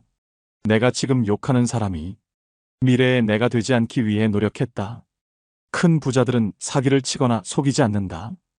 이는 작은 부자들이나 하는 짓이다. 부자들이 그런 모습으로 비치는 것은 나쁜 놈들만 뉴스에 나오기 때문이다. 반대로 뉴스에 나오는 가난한 자들이 저지르는 범죄를 보면 가난한 자들은 모두 나쁜 놈이라는 말도 성립하게 된다. 언론에 나오는 부자들과 실제 큰 부자들은 다르다. 부자 2세들은 두 가지 유형이 있다. 첫 번째 유형은 그냥 흥청망청 쓰며 물려받은 사업이나 돈을 말아먹는 유형이다. 두 번째 유형은 1세의 재산을 손을 대지 않고 물려받은 만큼 물려주려는 이들이다. 이런 사람들은 근검절약하며 돈을 아껴 쓴다. 물려받은 재산을 돈으로 환산하여 원금에는 손을 대지 않는 자존심을 가진 사람들이다. 솔직히 부자는 감탄이 줄어들 수 있다. 이제 웬만해서는 감동을 받지 못한다. 그랜드 캐니언도 경비행기로 관광을 하고 알래스카도 갔고 희망봉에서 일출을 보고 나니 웬만한 곳에서는 감동을 받지 못한다. 200억을 내고 우주여행을 가는 부자의 심정이 이해가 간다. 부자의 안 좋은 습성은 자연을 자꾸 끌어온다는 것이다. 내가 아는 부자 중에는 중국에 여행을 갔다가 분재 가게를 아예 통째로 사버리는 사람도 보았다. 공부. 젊은 사람들은 닥치는 대로 배워라. 이걸 배워서 이걸 해서 뭐 하나 하는 생각은 절대 하지 마라. 나는 다양한 종교에 대해서도 공부했었다. 신문도 마찬가지지만 다양성을 바탕으로 균형 잡힌 시각을 얻기 위해서 노력하라. 내가 40이 돼서 제일 감사한 것 중에 하나가 미운 사람이 하나도 없는 거예요. 그리고 미운 사람이 없다 보니까 마음에 평화를 많이 찾게 되더라고요. 근데 문제는 마음에 안 드는 놈들은 너무 많아. 근데 여러분들 인생 살면서 모든 사람들이 마음에 들 수 있을까요? 그건 불가능해요. 왜 불가능하냐면은 보수가 있고 진보가 있고 또 정치에 관심이 있는 사람이 있고 정치에 관심이 없는 사람이 있고 환경에 관심이 있는 사람이 있고 인권에 관심이 있는 사람하고 다 달라. 다 달랐는데 어떻게 나하고 생각이 다르다고 미워할 필요까지 있느냐 이거예요. 그냥 네모난 놈은 네모난 대로, 세모나면 세모난 대로, 동그라면 동그란 대로 인정해주면 돼요. 그리고 제가 40이 들어서 제일 감사한 것 중에 하나가 30대 때는 일일이 다 지적해주고 가르쳐야지 속이 편했는데 40대는 안 그래요. 왜 안 그러느냐면 귀찮아. 그런 거를 일일이 다 신경 쓴다는 것 자체가 귀찮아요. 그런 것까지 신경 쓰고 살 필요가 없는데 뭐하러 그렇게 크고 세세한 것까지 관심을 갖고 사느냐 이거예요. 어제는 이제 수원 우리 두 번째 멘토 신부 성당에 가서 강의를 하게 됐는데 오늘 평화방송 한다고 좀 이렇게 마사지를 받으려고 그러는데 마사지 예약한 사람이 까먹고 집에 휴가를 가버렸다고 그러더라고요. 그래갖고 이제 직원을 바깥에서 운전하는 직원을 한 30분 정도 기다리는데 그 성균관대학 수원에 성균관대학이 있는 데인데 그 수많은 젊은 여대생들이 확 지나가더라고요. 그런데 참 슬픈 건지 좋은 건지 모르겠는데 지나만 가지 얼굴이 안 보여. 눈이 이게 침침해갖고요. 이쁜 여자가 안 보여. 이쁜 여자가. 그것도 한편으로는 참 좋다 그런 생각도 들더라고요. 근데 이제 30분을 내가 길에서 기다리다가 직원이 뭐 때문에 잘못돼갖고 늦게 도착을 했는데 내가 딱 탔는데 우리 직원이 그러는 거예요. 지금 왜 신경질을 안 부리세요? 그러더라고요. 근데 부리고는 싶은데 기운이 없어. 신경질 부릴 기운이 없어. 그래서 나이를 먹는 게 좋은 면도 있구나. 사소한 것에 신경이 점점 멀어지는 참 좋은 것도 있구나 이런 생각이 들어요. 제가 늘 강의 때 말씀드리지만은 우리가 모든 사람 사랑하기 쉽지 않아요. 근데 문제는 동그란 사람들이야. 마음이 예쁜 사람들은 모든 사람 사랑하려고 그래요. 난 그 사람들이 제일 짜증나는 사람들이에요. 모두 사랑하려고 덤비는 사람들. 예수님은 모두 사랑하라고 그런 적이 없어요. 서로 사랑하라고 그랬죠. 이제 모두 사랑하라고 그랬어요. 여러분도 오늘 이후부터 서로 사랑하세요. 우리 인생에는 궁합이 맞는 사람이 있어요. 이거 아주 중요합니다. 나하고 궁합이 맞는 사람이 있어요. 저는 내 인생에 참 궁합 맞는 사람들이 많은 편인데 내 인생 가장 궁합 잘 맞았던 분은 2012년에 돌아가신 87세에 돌아가신 김창린 필립보 신부님이 나하고 궁합이 제일 잘 맞았던 신부님이에요. 이 신부님은 참 원칙적인 분이세요. 신앙에 애누리가 없는 분이에요. 그리고 내가 보좌 신부 때 이렇게 보면은 판공성사 이제 한참 하잖아요. 그럼 우리 그때는 신자가 14,000명이었어. 그러면은 고해성사를 주면은 신부님 고해 들어가면 혼이 나니까 신부님 고해 손 안 들어가는 거예요. 그 내 고해만 나가보면 막 신부님 없어. 그 신부님 기다리다가 딱 나와갖고 이리 와 소리를 질러요. 그럼 저 끝에 있는 사람들이 어쩔 수 없이 가. 신부님 고해서 들어가면 다시 이쪽에 와서 붙는 거야. 내 쪽에 와서. 그래서 내가 하루에 500명씩 성사를 준 적이 있어요. 하루에 500명씩. 그러니까 그렇게 성사를 많이 줘갖고 나중에는 어떤 보좌 신부 때 어떤 병에 걸렸는지 하도 이걸 많이 하다가 이제 한 번은 이제 문을 열고 고해를 듣는데 대답이 없는 거야. 그래서 왜 고해를 안 하냐고 눈을 떠봤더니 내 침대에서 옆에 창문을 열고 이러고 있더라고요. 창문을 열고. 그렇게 무서운 신부님이었는데 참 편안했어요. 그리고 신부님 내가 평창의 성 필립보 신부님 본명이 필립보예요. 김창림 필립보. 신부님 나 생태마을 꾸미고 싶다고. 네가 한다면 내가 도와줄게. 그래갖고 신부님이 30억 평생 북한에서 넘어오고 학비 고생을 많이 하고 신학생들 장학금 한다고 신부님 모아둔 거 30억을 내놓으신 거예요. 근데 신부님이 이제 은퇴를 하셨어요. 마지막 11년 동안 내가 모시고 살았어요. 근데 한 번도 서로 큰 소리 얼굴 붉힌 적이 없어요. 그렇게 무서운 신부님인데 한 번도 얼굴을 붉힌 적이 없어요. 신부님하고 뭐 에피소드가 너무 많은데 신부님이 당신 성구가 서로 사랑하라야 내 성구 액자 너한테 줬는데 어디 있느냐고 2년을 괴롭히더라고요. 2년을. 나는 그런 거 본 적 없다. 네. 이놈 새끼 내가 너한테 성구 줬는데 네가 내 걸 우습게 한다고 욕을 먹었는데 나중에 알고 보니까 신부님 그 철산성당 사무실에 있었던 거야. 네. 근데 내가 그것 때문에 황당한 게 아니야. 서로 사랑하라는 성구를 내가 찾아서 우리 지금 생태마을에 걸어놨는데 참 기가 막혀요. 서로 사랑하라 그러는데 이렇게 그 뒤에 배경 그림이 뭔지 아세요? 호랑이 2마리가 서로 끌어안고 있는 거야. 한번 생태마을에 오시면 한번 보세요. 하여튼 호랑이. 그런데도 신부님하고 마지막까지 정말로 아버지 아들같이 잘 지냈어요. 근데 이제 신부님이 2월 15일 날 입원하셨는데 뭐 이제 한 3개월 보름 정도 했는데 월요일 날 돌아가실 것 같다고 우리 주교님들 다 모이고 교구청 신부들 다 모여갖고 돌아가신다고 그러는데 신부님이 안 돌아가시는 거야. 밤 12시가 돼도. 그러니까 뭐 주교님 뭐 황신부 있을 거지? 우리 각계 뭐 교구청의 신부들 우리 각계 다 가고 나만 있는. 돌아가시는 언제 돌아가시나 보는데 새벽 3시까지도 안 돌아가시네?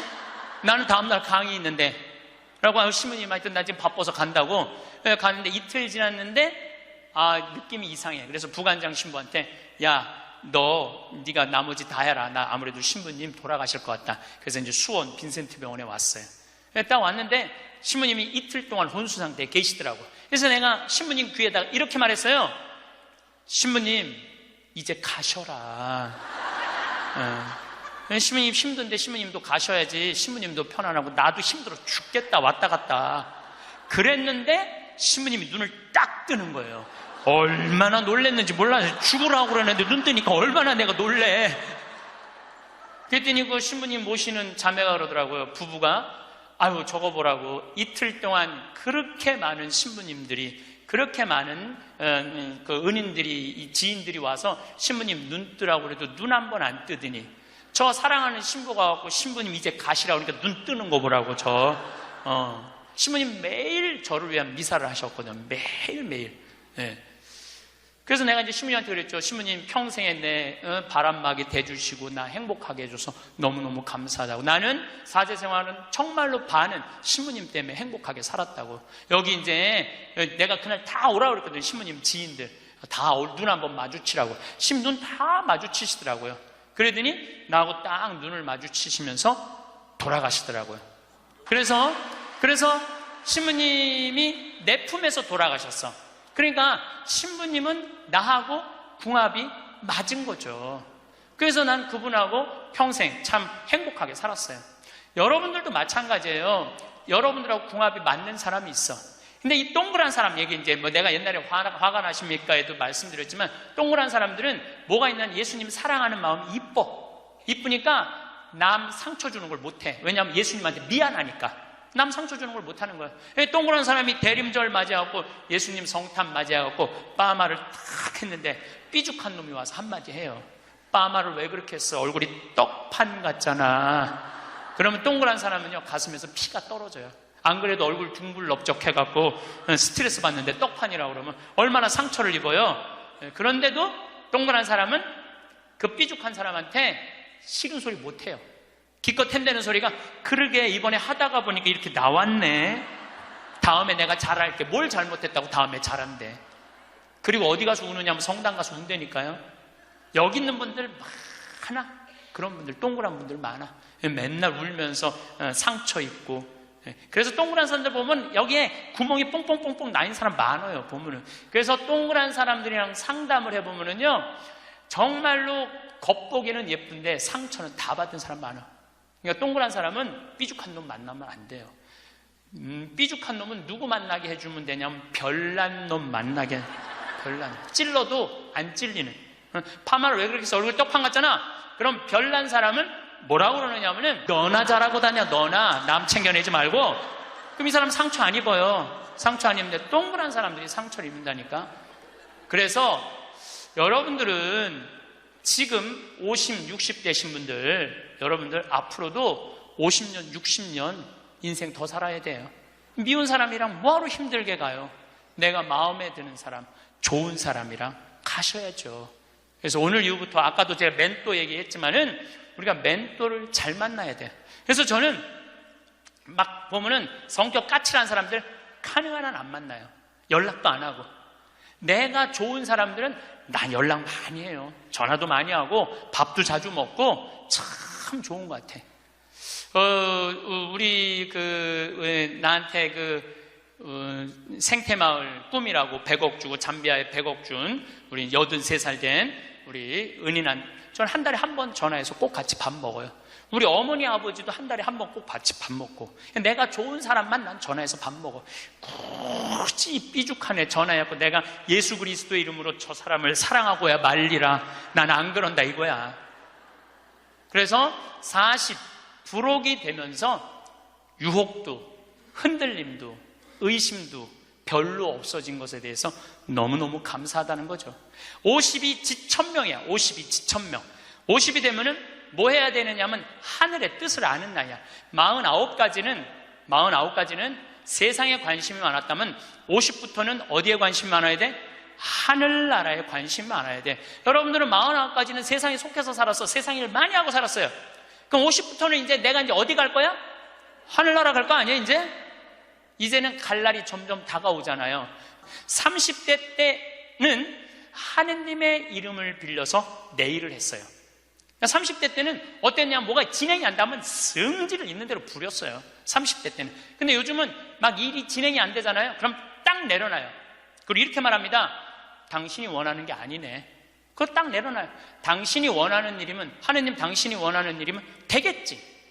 제가 작년에 잠비아에 가갖고 간호대학 수도된 걸 보고 저 사는 맛 사는 멋 삼교 한 끼 책 파는 거 2억 인세 내놨다고 그랬잖아요.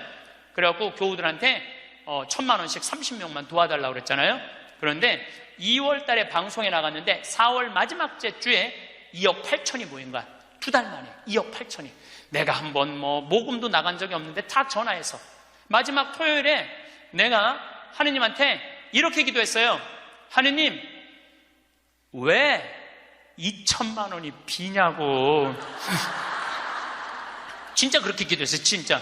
아니 내가 2억을 내놨으면 당신 3억 내놔야 될 거 아니냐고 그렇게 기도를 했는데, 그날 저녁에 종도도 다른 할머니가 나한테 전화했어요. 신부님, 당신이 기도를 하는 중에 내가 돈이 필요할 것 같아갖고 2천만 원 보냈다는 거예요. 2천만 원. 나는 기쁘지 않았어요. 기쁘지 않았어. 왜 기쁘지 않았냐면 너무 놀랐어요. 하느님이 다 듣고 하느님 왜 2천만 원이 비냐고 그랬더니 그 저녁에 2천만 원을 채워주셨으니 여러분들 기쁠 것 같아요? 무서울 것 같아요? 무섭죠.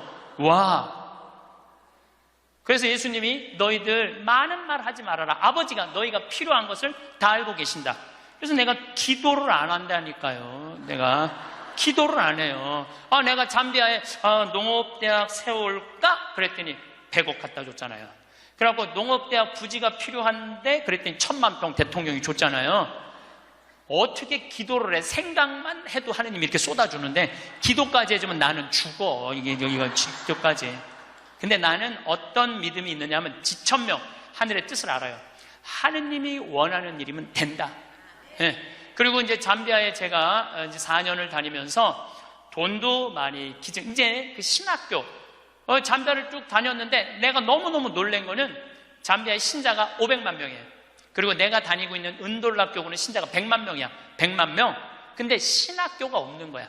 잠비아 신학생은 지금 480명이 있대요.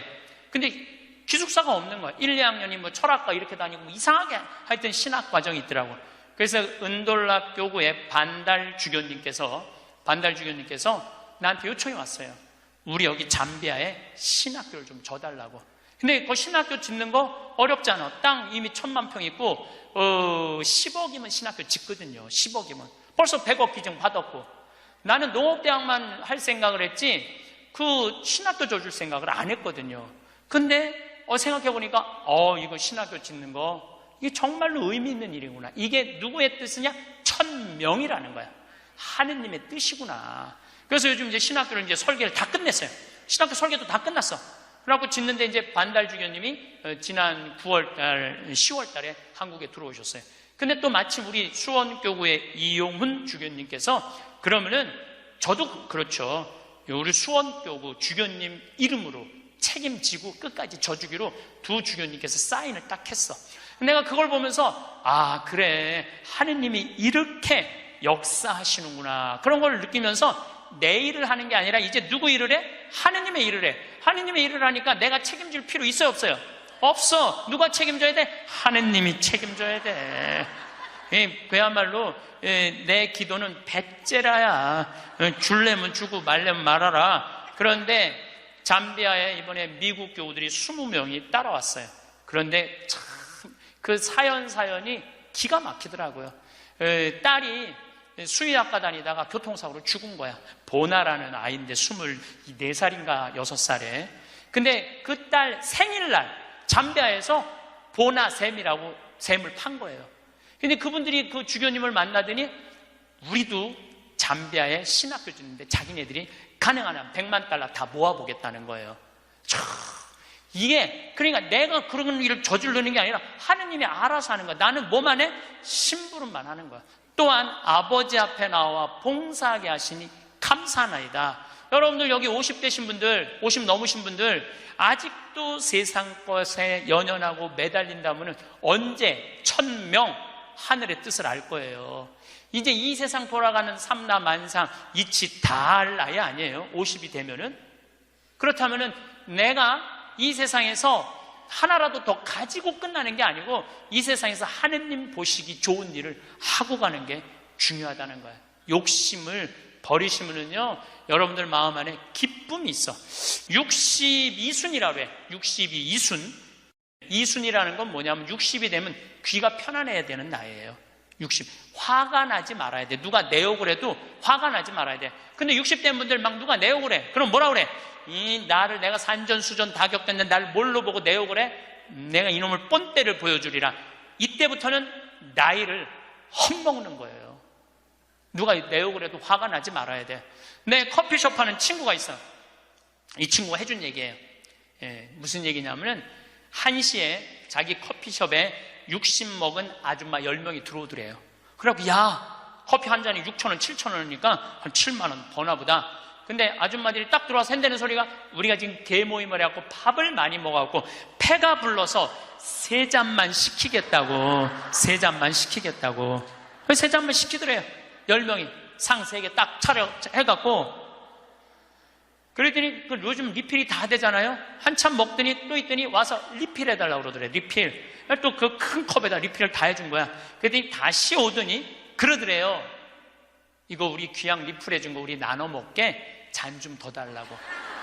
그래갖고 1시부터 3시까지 10명이 3잔 시켜서 온갖 수다 그냥 다 박장대소 하고 막 깔깔거리면서 3잔 값을 내고 나가더래요.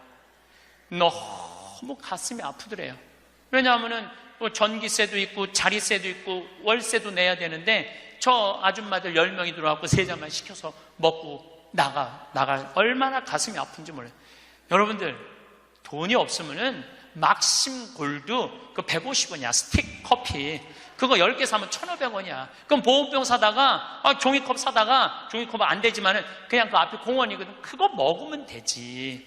왜 그 남의 상처를 이걸 뭐라고 하냐면은 나이값도 못한다고 그러는 거예요. 늙으려면 어떻게 늙어? 곱게 늙어. 늙으려면 곱게 늙어야 돼. 나이를 먹으려면은 제대로 먹어야 된다는 거예요. 나는 그래서 우리 직원들 장 보러 나갈 때 절대 못 깎게 해요. 돈 못 깎게. 그거 300원, 400원 깎아서 뭐해. 우리 직원이 지난번에 그러더라고. 자기가 저기 호박을 20개 사는데 한 푼도 안 깎길래 하나 더 얹어주더래. 더 얹어주길래 이거 우리 신부님이 깎지 말라고 그런다고. 깎지 말란다고 그래. 나도 농사 짓는 사람이라요. 참 그 농사가 얼마나 어려운데. 할머니들이 두릅 따 갖고 나오고 쑥해 갖고 나오는 거 300원 깎는다, 200원 깎는다 그래. 나 안 깎아주면 또 그냥 건너 갖고 사고. 돌아다니면서 상처란 상처는 다 주고 다녀. 그리고 나 돈 아꼈다고. 참. 그 정도로 200원, 300원 깎고 돈 아낄 정도로 돈이 없으면은 그냥 집에 가만히 앉아 있어. 돌아다니지 말고. 예. 그래서 나이값을 해야 된다는 거예요. 나이값. 늙으려면 어떻게 늙어? 곱게 늙어야 돼. 늙으려면. 그리고 60이 되면은 이순이라는 게 뭐냐면은 누가 내 욕을 해도 화가 나지 말아야 되는 것뿐만 아니라 이해 안 되는 게 없어야 돼요. 삼라만상 우주, 아까 1000명이라고 그랬잖아요. 1000명 안에는 우주 만물의 조화까지 다 알아야 돼. 그 60이 되면은 이해 안 되는 게 없어야 돼. 내가 60대 신분 중에 너무너무 멋있는 분 한 분을 알고 계세요. 난 그분 지금 얼굴도 본 적이 없는 분이에요. 얼굴도 본 적이 없는데 이분이 얼마나 멋있느냐 하면은 성모회장이래, 어느 정당에. 근데 내 후배 신부 중에 하나가 5년 전에 옷을 벗었어요. 신학교 때 내가 굉장히 예뻐했던 아이인데 자기 기쁘지 않대. 사제로서 기쁘지 않대. 사제로서 기쁘지 않으니까 미사를 드릴 수가 없는 거예요. 그거 여자 문제보다도 더 고통스러운 거예요. 내가 사제로서 기쁘지 않아. 그래서 나는 더 이상 제사를 드릴 수 없다. 그래서 옷을 벗고 나간 거야. 이 신부는 혼자 쭉 사는 거죠. 근데 그 본당 신부였을 때 성모회장님이었대. 성모회장님이었는데 이 신부님이 5년 동안 혼자 사는 걸 알고 딸이 36인가 37이래. 딸한테 그랬대요. 너 그 신부님 알지? 알고 있대. 근데 그 신부 옷 벗은 거 알지? 알고 있대. 근데 너 지금 시집도 안 가고 혼자 사니? 이렇게 허송세월 보내지 말고 신부님 외롭고 힘든데 너 신부님한테 시집이나 가서 밥도 해주고 빨래도 해주고 의지가지 하면 어떻겠느냐? 그 성모회장님이 남편도 설득했대. 당신 저 본당 신부님 있을 때 저런 사이 하나 있으면 좋겠다고 그러지 않았느냐고. 저 사이 사모면 되지 않겠느냐고 남편도 설득하고 남편도 좋다고 그랬대. 그래갖고 이번 3월 신부님한테 찾아간 거야. 내 딸 줄 테니까 신부님 혼자 외롭게 살지 말고 내 딸 이제 데리고 같이 살았으면 좋겠다고. 그래서 이번 3월 달에 결혼을 시킨 거야. 60이 되려면 그 정도는 돼야지. 60이 되려면 그 정도는 돼야지. 신부님도 옷 벗고 나가면 내가 저 신부님 더럽다고, 저 신부님 저럴 수 있느냐고, 내가 그렇게 안 봤는데 욕이나 하고 돌이나 던지고, 그건 나이를 헛먹는 거예요. 그 신부는 얼마나 힘들었겠어, 인생 살면서. 자기 맞지도 않는 옷 입고 이러지도 못하고 저러지도 못하고 부모님 상처 줄까봐 옷도 못 벗고 얼마나 힘들겠어. 그 정도 이해는 돼야지. 60이 돼갖고 옷 벗고 나가면 나는 이해가 안 되네. 저 신부님 왜 옷을 벗고 나갔을까? 그래서 60이라는 건요 정말 아름답기 시작한 나이에요. 저는 60된 여자친구들이 많아요. 진짜로. 근데 60된 분들하고 이렇게 대하면 참 편안해요. 30대, 40대 이 여자들은 불편해. 불편해. 근데 60만 되면은 아주 편안해. 그리고 60이라고 얼굴이 못생긴 것도 아니야. 이뻐 다. 60은 내가 보기에는 아름답기 시작한 나이에요. 아름다운 모습으로 나이를 들어가는 것. 누가 뭐라 그래도 받아들이고 포용할 수 있는 따뜻한 나이가 저는 60이 아닌가 싶어요. 70이 종심소욕 불육이라고 그래요. 뭐라 그러면 70이면 마음을 따른, 욕구가 일어나는 마음을 따라도 법에 어긋남이 없는 나이야. 그러니까 내가 한 70 넘은 분이 내가 욕심껏 행동을 해도 그게 법에 어긋나지 말아야 돼. 다시 말해서 좀 쉽게 얘기하면 우리 천주교 교우들 알아듣기 쉽게 말하면 70에 내가 하는 행동이 하느님이 하는 행동하고 똑같아야 돼. 70은. 근데 70된 할머니들 막 잔치집에 갔는데 그냥 부친 게 맛있다고 꼬쟁이에 그 집에 부친 게 남든 모자라든 상관하지 않고 꼬쟁이에 싸갖고 막 그게 이제 늙으려면 곱게 늙으려는 거예요. 그러면 안 된다는 거예요. 70. 불류구라는 게 뭐냐면 자야, 자. 예. 자가 넘침이 없는 거. 우리 요셉 성인을 의인이라고 그러죠? 왜 의인이라고 그러는지 아세요?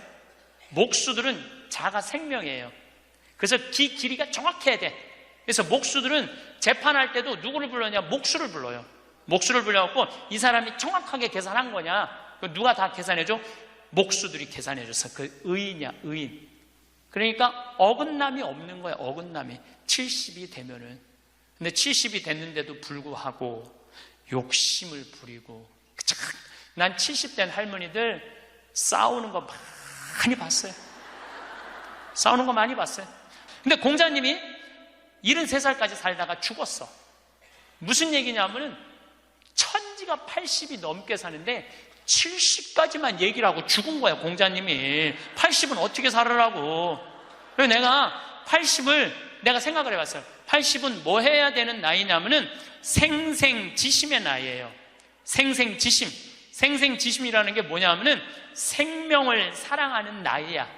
80은 생명을 사랑하는 나이. 80까지 살면은 여러분들 감사하지 않아요? 감사하죠? 저는 46세 위암 수술을 하고 매년 가을마다 단풍 구경을 가요. 매년 셋째 주 월요일 날 우리 부관장 출신 신부들하고 단풍 구경을 가는데 너무너무 아름답더라고. 그때 내 기도문이 뭐냐면 하느님, 올해도 단풍을 보게 해주셔서 감사합니다. 이렇게 아름다운 단풍을 보게 해주셔서 감사합니다. 근데 80이 된 분들은 단풍을 몇 번을 보는 거야? 80번을 보는 거 아니에요. 얼마나 감사해. 근데 80 먹은 할머니들 뭐 다리도 아프고 허리도 아프고 뭐 귀찮지. 근데 이렇게 말해요. 아, 늙으면 죽어야 돼. 사는 게 귀찮아. 사는 게 재미가 하나도 없어. 내가 인생 살아보니까 믿을 놈 한 놈도 없어. 머리 검은 짐승한테는 잘해주는 게 아니야. 80 먹은 할머니가 이렇게 부정적인 얘기를 하면은요, 이 할머니는 인생을 실패한 할머니예요. 실패한 거 아니에요? 생명을 사랑하는 나이. 오늘도 이렇게 하루를 나한테 선물로 주신 하느님한테 감사하다고. 진달래를 보면 이번에도 한 번 더 이 아름다운 진달래를 보게 해주셔서 감사하다고. 단풍을 보면 이 아름다운 단풍을 한 번 더 보게 해주셔서 감사하다고. 살아있음에 대해서 감사하고.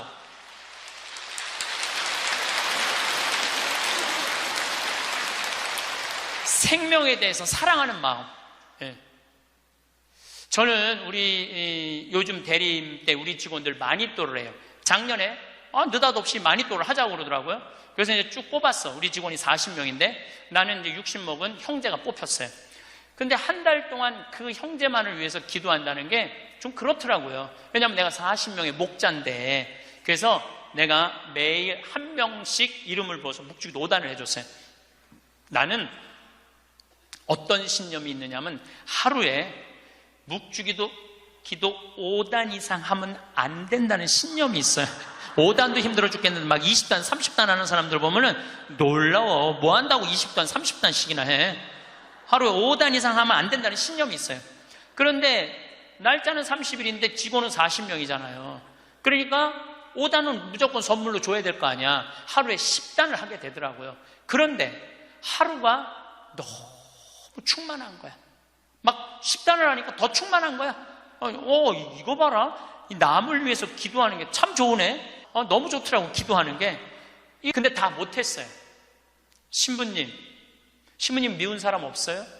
여러분들, 내 가슴이 얼마나 넓다고 미운 놈까지 다 고이 간직해야 돼? 그렇지 않아요? 여러분들, 미운 사람 꼭 가슴에 간직해야 돼요? 미운 사람 빨리 빼버리세요. 그리고 어떤 사람만 간직하면 돼? 좋은 사람, 소중한 사람만 하면은 그러게도 우리 인생은 벅차요. 내가 6.25 전쟁 똥구멍이 찢어지게 가난할 때 그때 내 돈 떼어먹고 도망간 놈, 내 상처 준 놈 그냥 기억할 필요가 뭐가 있냐 이거예요. 80이 돼서 이제까지 큰 사고 없이 6.25 넘어오고 그 힘든 거 다 넘어와서 지금 살면은 오늘 하루 밥 세 끼 먹으면 감사하면 돼요. 그래서 80 되신 분들은 입에서 뭐가 나와야 돼? 감사가 나와야 돼. 제가 자신 껴안기라는 주제로 이야기를 이제까지 했습니다. 여러분들, 나 자신을 껴안을 줄 알아야지, 나 자신을 껴안을 줄 알아야지 잘 살아요. 잘 살아야지 잘 죽을 수가 있어요. 그래서 15세 지우학하고 30에 립하고 40에 부록하고 50에 지천명하고 60에 이순하고 70에 불유구하고 80에 생생지심의 단계에 내가 갔는가? 이걸 물어보자는 거예요. 나는 지금 어떤 단계인가? 나는 뜻도 안 세운 거 아닌가? 뜻도 안 세우고 공부도 안 하고 또 내가 섰다면은 어떻게 살아가야 될 것인가? 쓴 사람으로서. 그 나는 정말로 욕심 없이 유혹받지 않고 악의 유혹을 받지 않고 정직하게 살아갈. 그리고 하늘의 뜻은 내가 알고 있는가? 하늘의 뜻은. 그리고 마음이 평화롭게 이순하고 있는가? 내가 하는 행동이 하느님이 하는 행동하고 똑같은가? 그리고 생명을 사랑하는 나인가? 그걸 알아야 돼. 그러면은 그런 정도의 사람이 되려고 그러면 공부해야 돼.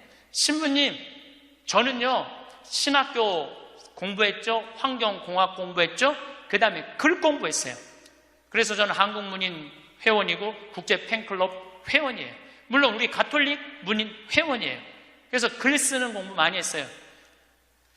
제가 잘났다는 게 아니고 끊임없이 공부하는 걸 게을리하면 안 돼요. 신부님은 팔자가 좋아갖고 대학 다니고 싶으면 대학 다니고, 대학원 다니고 싶으면 대학 다니고, 그 다음에 무슨 교수한테 글 배우고 싶으면 글 배우고. 신부님 팔자가 좋죠. 여러분들, 내가 팔자가 좋은 게 아니에요. 여러분들도 얼마든지 배울 수가 있어. 내가 지금 왜 이 핸드폰을 들고 왔다 갔다 하느냐면은 여기에 대학이 들어있어요. 여기 유튜브를 통해서 모든 교수들 강의를 다 들을 수 있어요.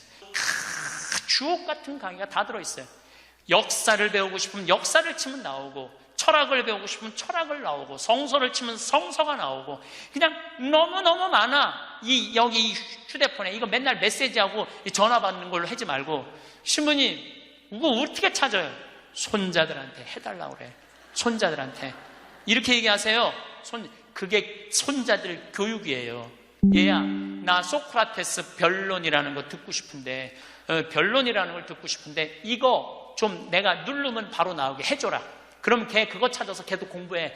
맨날 게임만 하다가 할머니가 이거 좀 깔아달라고 그러면 걔 기가 막히게 깔아줘요. 누르면 나와. 누르면 막 결국은 내가 서야 돼. 내가 깨우쳐야 돼. 배우고 익히니 이 또한 기쁘지 아니한가? 라는 우리 공자님 말씀대로 저는 여러분들이 공부했으면 좋겠어요. 공부를 하면은요, 소크라테스 말씀처럼 지식은 덕으로 가고 덕은 곧 행복으로 이어진다는 거예요. 그래서 우리 교우들 열심히 공부하셔서 조금 더 성숙한 사람으로 변화돼 나갔으면 좋겠어요. 오늘은 나이 들수록 외모가 중요한 이유에 대해 말씀드리겠습니다.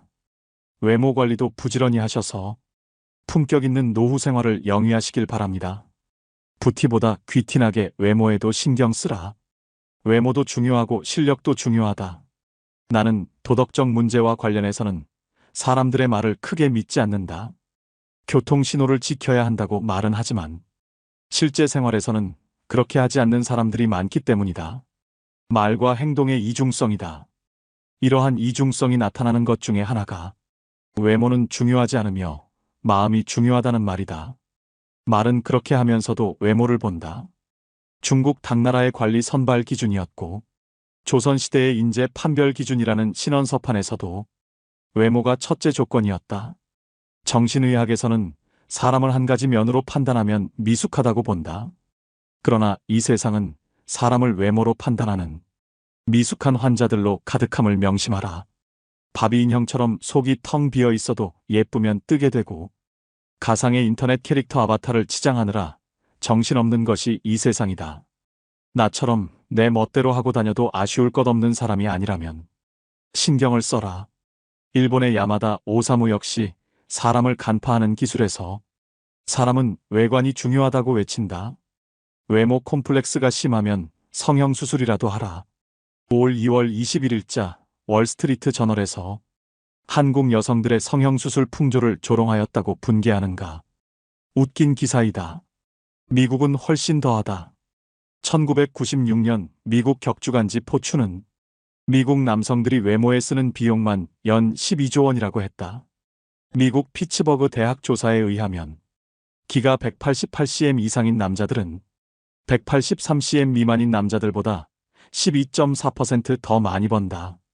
키높이 구두를 신어라. 94년 아메리칸 이코노믹 리뷰에 실린 연구조사에 따르면 능력이 같아도 잘생긴 사람은 못생긴 사람보다 임금을 10%더 받는다. 똑같은 죄인일지라도 미녀는 무죄를 받을 확률이 더 높다는 미국 자료도 있다. 정신병동 같은 이 세상에서 살고 있는 한 변신하라. 의사 전달 효과 역시 55%는 몸짓 표정과 시선에 의존하며 38%는 목소리 톤에 그리고 7%만이 발표 내용에 의존한다고 한다. 머리 손질과 의상, 말투로도 당신은 변할 수 있다. 이때 부티를 내지 말고 귀티가 나도록 하라. 졸부처럼 돈과 상표만 걸치지 말고 귀족적 세련됨을 갖추라. 그것은 온몸에서 퍼져나온다. 전화 음성이나 운전 습관, 의상 코디에서도 귀티가 나오게 하라. 그것이 진짜 매력이다. 외모가 주는 이점은 남들보다 앞선 출발선에 설 수 있다는 것이다. 물론 당신을 질주하게 하는 것은 궁극적으로 실력이다. 외모만 믿고 능력 개발을 등한시하면 생명이 결코 길지 않다. 외모에 자신이 전혀 없다고 그렇다고 좌절하지 말고 실력을 2배로 길러라. 이 세상은 당신이 넘어지면 잔인하게 짓밟고 지나가지만 당신에 일어서면 우러러 본다는 사실을 명심하라. 찰스 왕세자가 왜 젊고 아름다운 다이애나를 좋아했다가 턱주름 가득한 파커볼스를 사랑하는지도 한 번쯤 생각해보라. 빨리 부자가 되려면 부자들 마음을 읽어라. 부자가 원하는 것을 알아라. 부자가 된다는 것은 다른 사람들의 주머니에 있는 돈이 그들의 자발적 의사로 당신 주머니 속으로 들어와 쌓인다는 뜻이다. 만약 흉기를 들면 강도가 되는 것이고 속임수를 쓰면 사기꾼이 되며 연고에 호소하면 상대와의 친분을 이용하는 것이 된다. 시인 김용택은 세상의 길가에서 내 가난함으로 세상의 어딘가에서 누군가가 배부릅니다 하고 노래했지만 내 생각은 다르다. 내가 부자가 된다고 해서 가난한 사람들이 늘어나지는 않는다. 강도 사기, 연고, 판매처럼 다른 사람에게 손해를 끼치면서 돈을 모으는 방식으로는 결코 큰 돈을 모을 수 없기 때문이다. 사람들이 기쁜 마음으로 당신에게 지불하도록 만들어야만 부자가 된다. 어떤 나라에서든 20%도 안 되는 부자들이 80%의 돈을 소유하고 있다. 빨리 부자가 되려면 부자들과 주머니를 공유하는 방법이 좋다. 부자들이 흔쾌하게 당신에게 지불하고 싶어 한다면 당신은 훨씬 쉽게 부자가 될 수 있지 않을까? 어떤 사람들은 가난하고 무지한 사람들을 노린다. 가난한 자들에게 이상한 건강식품을 고가로 팔거나 사기성 투자를 유도하여 돈을 벌려는 사람들이여. 벼룩의 간을 빼먹는 짓은 하지 말라. 그래 보았자 벼룩의 간을 먹은 벼룩밖에 안 된다. 어쩌다 사업이 잘 된다 해도 악질 사장 물러나라는 직원들의 비난을 피하기 힘들다. 부자들과 주머니를 공유하고 싶다면 그들의 마음을 알아야 한다. 부자들이 원하는 것은 무엇일까? 가난한 동네에서는 땅 모양이나 전망 일조권이 문제가 되지 않는다. 먹고 살기 바쁜데 가격이 싸고 방을 많이 만들 수 있다면 최고다. 부자 동네에서는 얼마나 집의 모양이 잘 나오고 이웃에는 누가 살고 있으며 햇볕이 잘 들고 전방이 좋은지 등이 중요시된다. 같은 크기의 대형 아파트라고 할지라도 작은 평형이 섞여 있으면 가격이 낮게 형성된다. 그저 강이 보인다는 이유 하나만으로도 몇억 원을 더 지불하는 사람들이 부자들이다. 이처럼 실용성이 아닌 다른 요소들이 가격을 결정한다. 한때 일본 자동차들은 고급차로서의 이미지가 없었다. 약 15년 전 토요타 자동차의 회장은 젊은 엔지니어 10명을 뽑아서 특명을 내린다. 앞으로 1년간 미국에 가서 놀아라. 회사에서 준비한 호텔은 보통의 일본인들은 꿈도 꾸지 못할 최고급이었고 음식이나 자동차도 최고급이었다. 그들이 1년을 호합한 생활을 하며 놀고 오자 회장이 말했다. 이제 백만장자가 어떻게 사는지 알았는가? 그 백만장자들이 타고 싶어할 차를 만들어라. 이렇게 해서 등장한 렉서스는 미국의 고급차 시장에서 데이트를 친다. 부자들이 원하는 것을 알아라. 당신이 부자가 아니라면 부자들은 당신이 먹어본 음식, 당신이 받아온 서비스와 당신이 느끼는 기분, 그 이상을 이미 경험한 사람들이다. 당신에게 괜찮아 보이는 수준 정도라면 그들이 지갑을 열 까닭이 없다. 목돈 빌려줄 땐 친구라도 냉철하게. 나는 내게 무엇인가 팔러 오는 친구들에게 물건을 산 적이 거의 없다. 친구를 돕는다고 내게 필요 없는 물건을 사게 되면 그 물건을 볼 때마다 속상해진다. 내게 필요한 물건일지라도 다른 곳에서 더 싸게 살 수 있는 물건을 친구를 돕는다는 미명하에 구입하게 되면 그 친구는 자신이 경쟁력이 없음을 계속 인식하지 못할 것이고 나는 현명하지 못한 구매를 한 것이 되고 만다. 내가 택한 대안은 형편이 어려운 친구에게 물건 판매 수당 이상의 현금을 주는 것이었는데 보통 100만 원이었다. 조건은 나중에 돈을 벌면 다른 어려운 친구를 도우라는 것이다. 대신 나는 밥 한 끼도 사주지 않는다. 문제는 목돈을 빌려달라는 경우다. 친구와는 돈 거래를 하지 말라고 하지만 살다 보면 돈 거래가 없을 수 없다.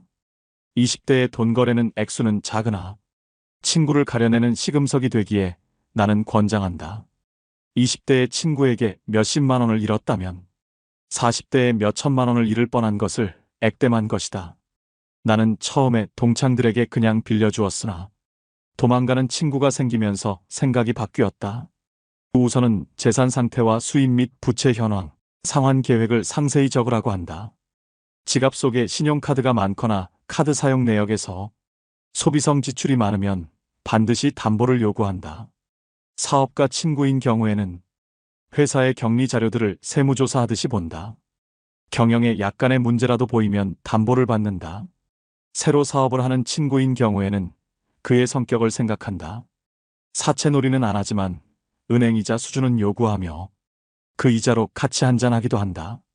그 어떤 친구가 부탁을 해도 보증은 함부로 서지 말고 아무리 이자가 많아도 가진 재산의 상당액을 어느 한 친구에게 몰아서 빌려주지는 말라. 그 친구 때문에 당신 가족이 눈물을 흘리게 될 수도 있다. 전문직에 종사하는 친구들이 목돈을 빌려달라는 경우는 조심하라. 그들이 갑자기 떼돈을 벌어 목돈을 갚을 수 있게 될 확률은 낮다. 부득불 큰 돈을 빌려줄 경우에는 부동산 담보를 받아라. 그 담보물의 선순위 관리자들이 많다면 당신 돈은 사라질 확률이 크다. 약속어음 공증을 받으면 좋지만 친구에게 재산이 없으면 월급을 차압할 정도인데 다른 친구들이 친구에게 너무한다고 당신을 욕할지도 모른다. 친구가 급히 큰 돈을 빌려달라고 할 때는 그가 설명하는 말을 절대로 액면 그대로는 믿지 말라. 그가 거짓말을 하는 것이 아니라 그의 상황이 거짓말을 낳는다. 친구를 믿는 것은 좋지만 친구가 처한 상황은 믿지 말라. 그 친구도 미래 상황은 모른다. 고의적인 경우도 있겠지만 많은 경우에서는 친구가 속이는 것이 아니라 그의 미래 상황이 당신 돈을 못 갚게 만들며 우정도 버리게 함을 명심하라. 친구로부터 빌린 돈을 못 갚았다고 절대 자취를 감추지 말라. 연락이 두절되면 곧 소문이 퍼지게 되고 당신이 빚지지 않은 친구들마저 등을 돌린다. 당신에게는 업계에 친구가 많다고 적이 없다고 그것을 자랑하지 말라. 그것은 곧 모든 사람들이 당신을 대단치 않게 여긴다는 뜻일 수도 있고 경쟁 대상도 안 되는 만만한 사람이라는 뜻일 수도 있다. 세이노가 목숨 걸고 지켰던 3가지 원칙. 첫째, 편협한 사람이 되지 마라. 노력이란 당신이 좋아하는 것을 더 많이 하는 것이 아니라 당신이 하기 싫은 것을 더 많이 하는 것을 의미한다. 그렇다. 노력이란 싫어하는 것을 더 열심히 하는 것이다. 좋아하는 것을 더 열심히 하는 것은 노력이 아니라 취미 생활일 뿐이다. 기회는 모두에게 제공되지만 그 보상은 노력 여하에 따라 차등적으로 이루어짐을 명심하라. 책을 읽으면 똑똑해진다고 생각하겠지만 편향된 책만 읽는다면 그냥 더 편협한 사람이 될 뿐이다. 하기 싫은 일을 하지 않아도 마찬가지이다. 처음부터 거창할 필요는 없다. 일단 시작하라. 둘째, 지금 모습으로 미래를 단정짓지 마라. 지금 상황이 이러하므로 5년 후, 10년 후에도 이러할 것이기에 희망이 없다고 단정짓는 것은 옳지 않다. 점쟁이도 자신의 미래를 모르는데 어떻게 감히 신의 영역의 미래를 스스로 투시하고 미리 계산할 수 있단 말인가?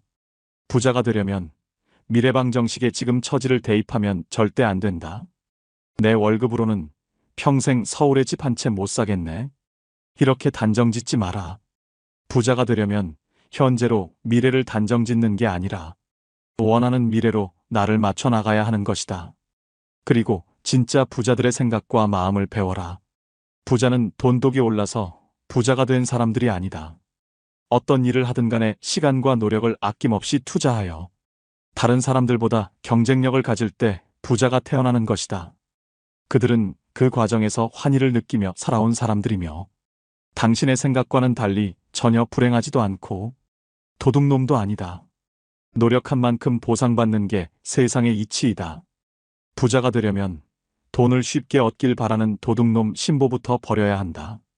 셋째, 원인은 자신에게서 찾아라. 실패한 자들의 핑계는 길고 긴 레퍼토리를 이룬다. 명심하라. 성공한 자들은 어떤 일이 잘못되면 그 책임과 원인을 자신에게서 찾는다. 절대 세상 속에서 핑계를 찾지 않는다는 말이다. 지금의 실패를 남 탓으로 돌리는 사람은 다음에도 남에 의해서 똑같은 실패를 겪게 될 것이다. 남 탓을 한다는 건 다른 사람이 나의 인생을 결정한다고 인정한 것이다. 내 인생을 남에게 휘둘리지 마라. 일어난 문제가 나의 책임일 때 그 문제를 해결할 수 있는 것이다. 천재들의 이야기에 주눅들 필요는 없다. 돈을 번다는 것은 다른 보통 사람들과의 게임이지 당신보다 크게 잘난 사람과의 게임이 아니다. 그저 우리는 우리가 속한 분야에서 다른 보통 사람들과 경쟁하여 이기면 되는 것일 뿐이다. 그들이 놀 때 놀지 말고 그들이 잠잘 때 덜 자고 그들이 쓸 때 덜 쓰며 경쟁력을 기르고 목돈을 준비하라. 그 후에 기회를 찾아라. 다들 부자가 되면 좋겠다고 말은 하지만 정말 부자가 되려고 노력하는 사람들은 없다.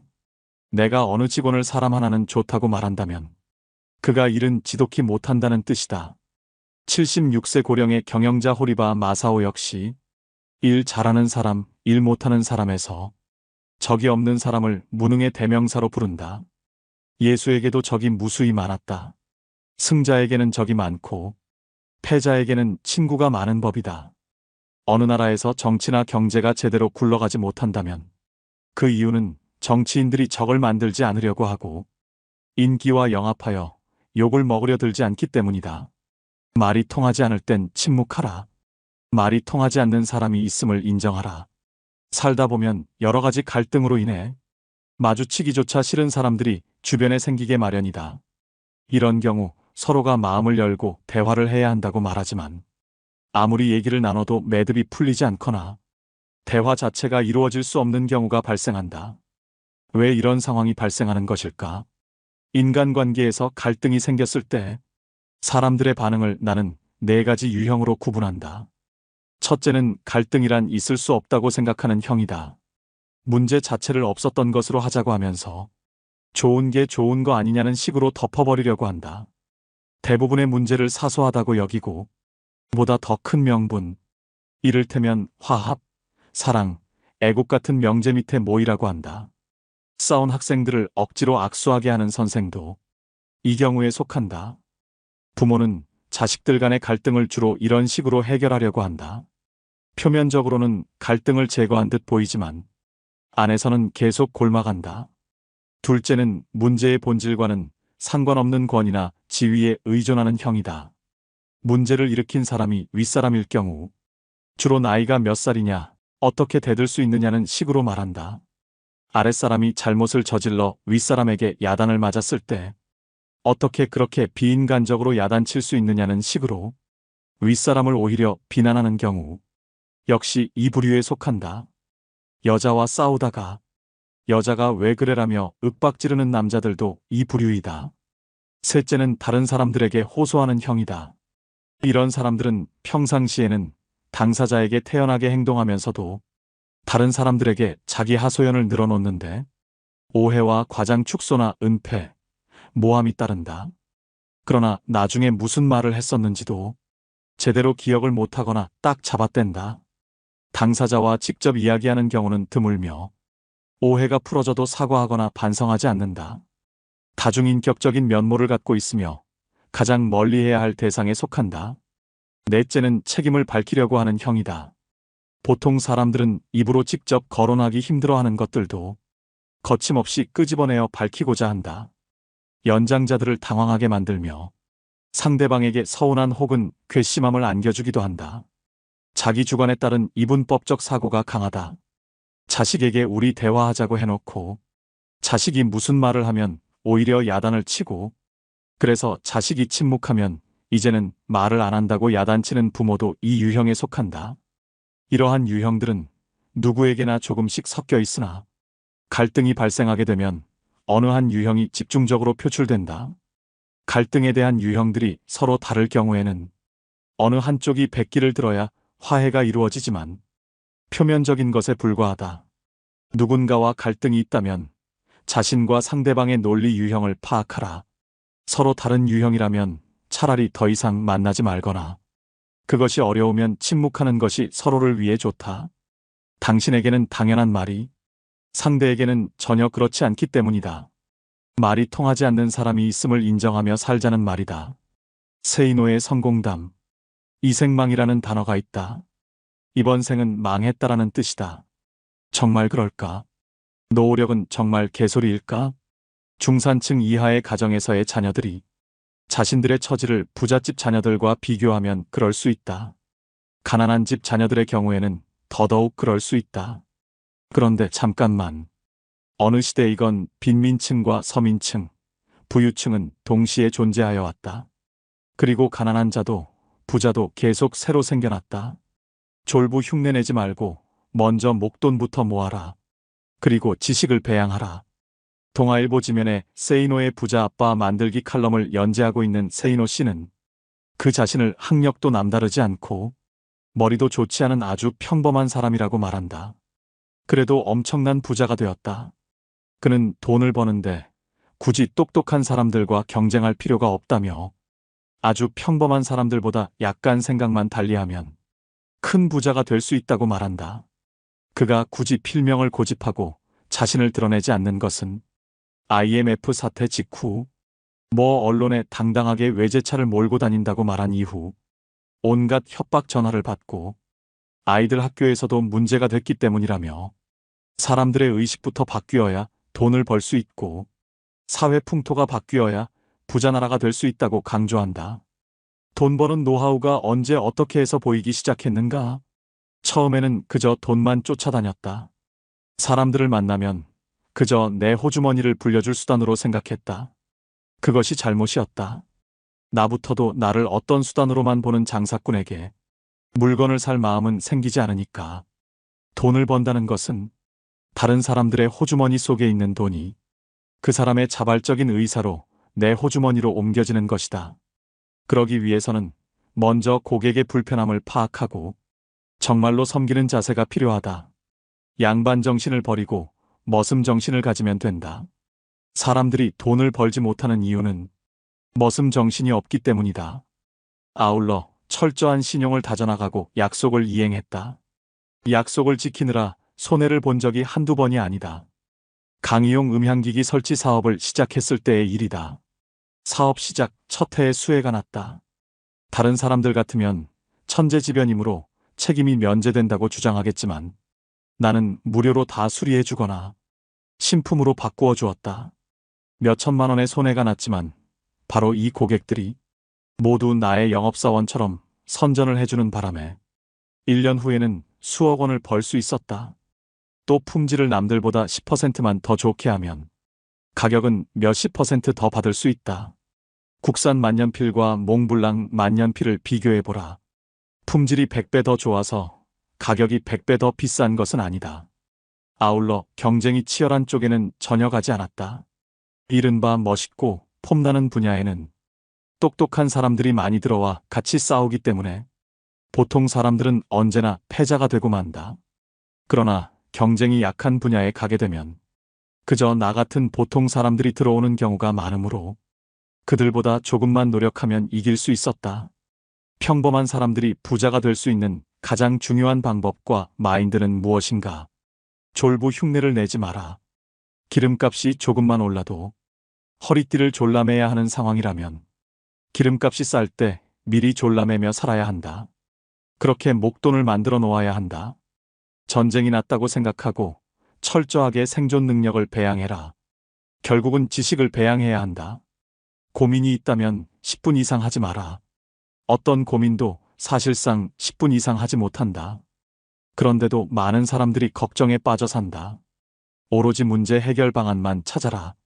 부자가 되는 것은 천재들이 아니라 바로 다른 보통 사람들과 경쟁하는 것임을 잊지 마라. 미리 겁먹을 필요가 없다. 부자. 내가 지금 욕하는 사람이 미래의 내가 되지 않기 위해 노력했다. 큰 부자들은 사기를 치거나 속이지 않는다.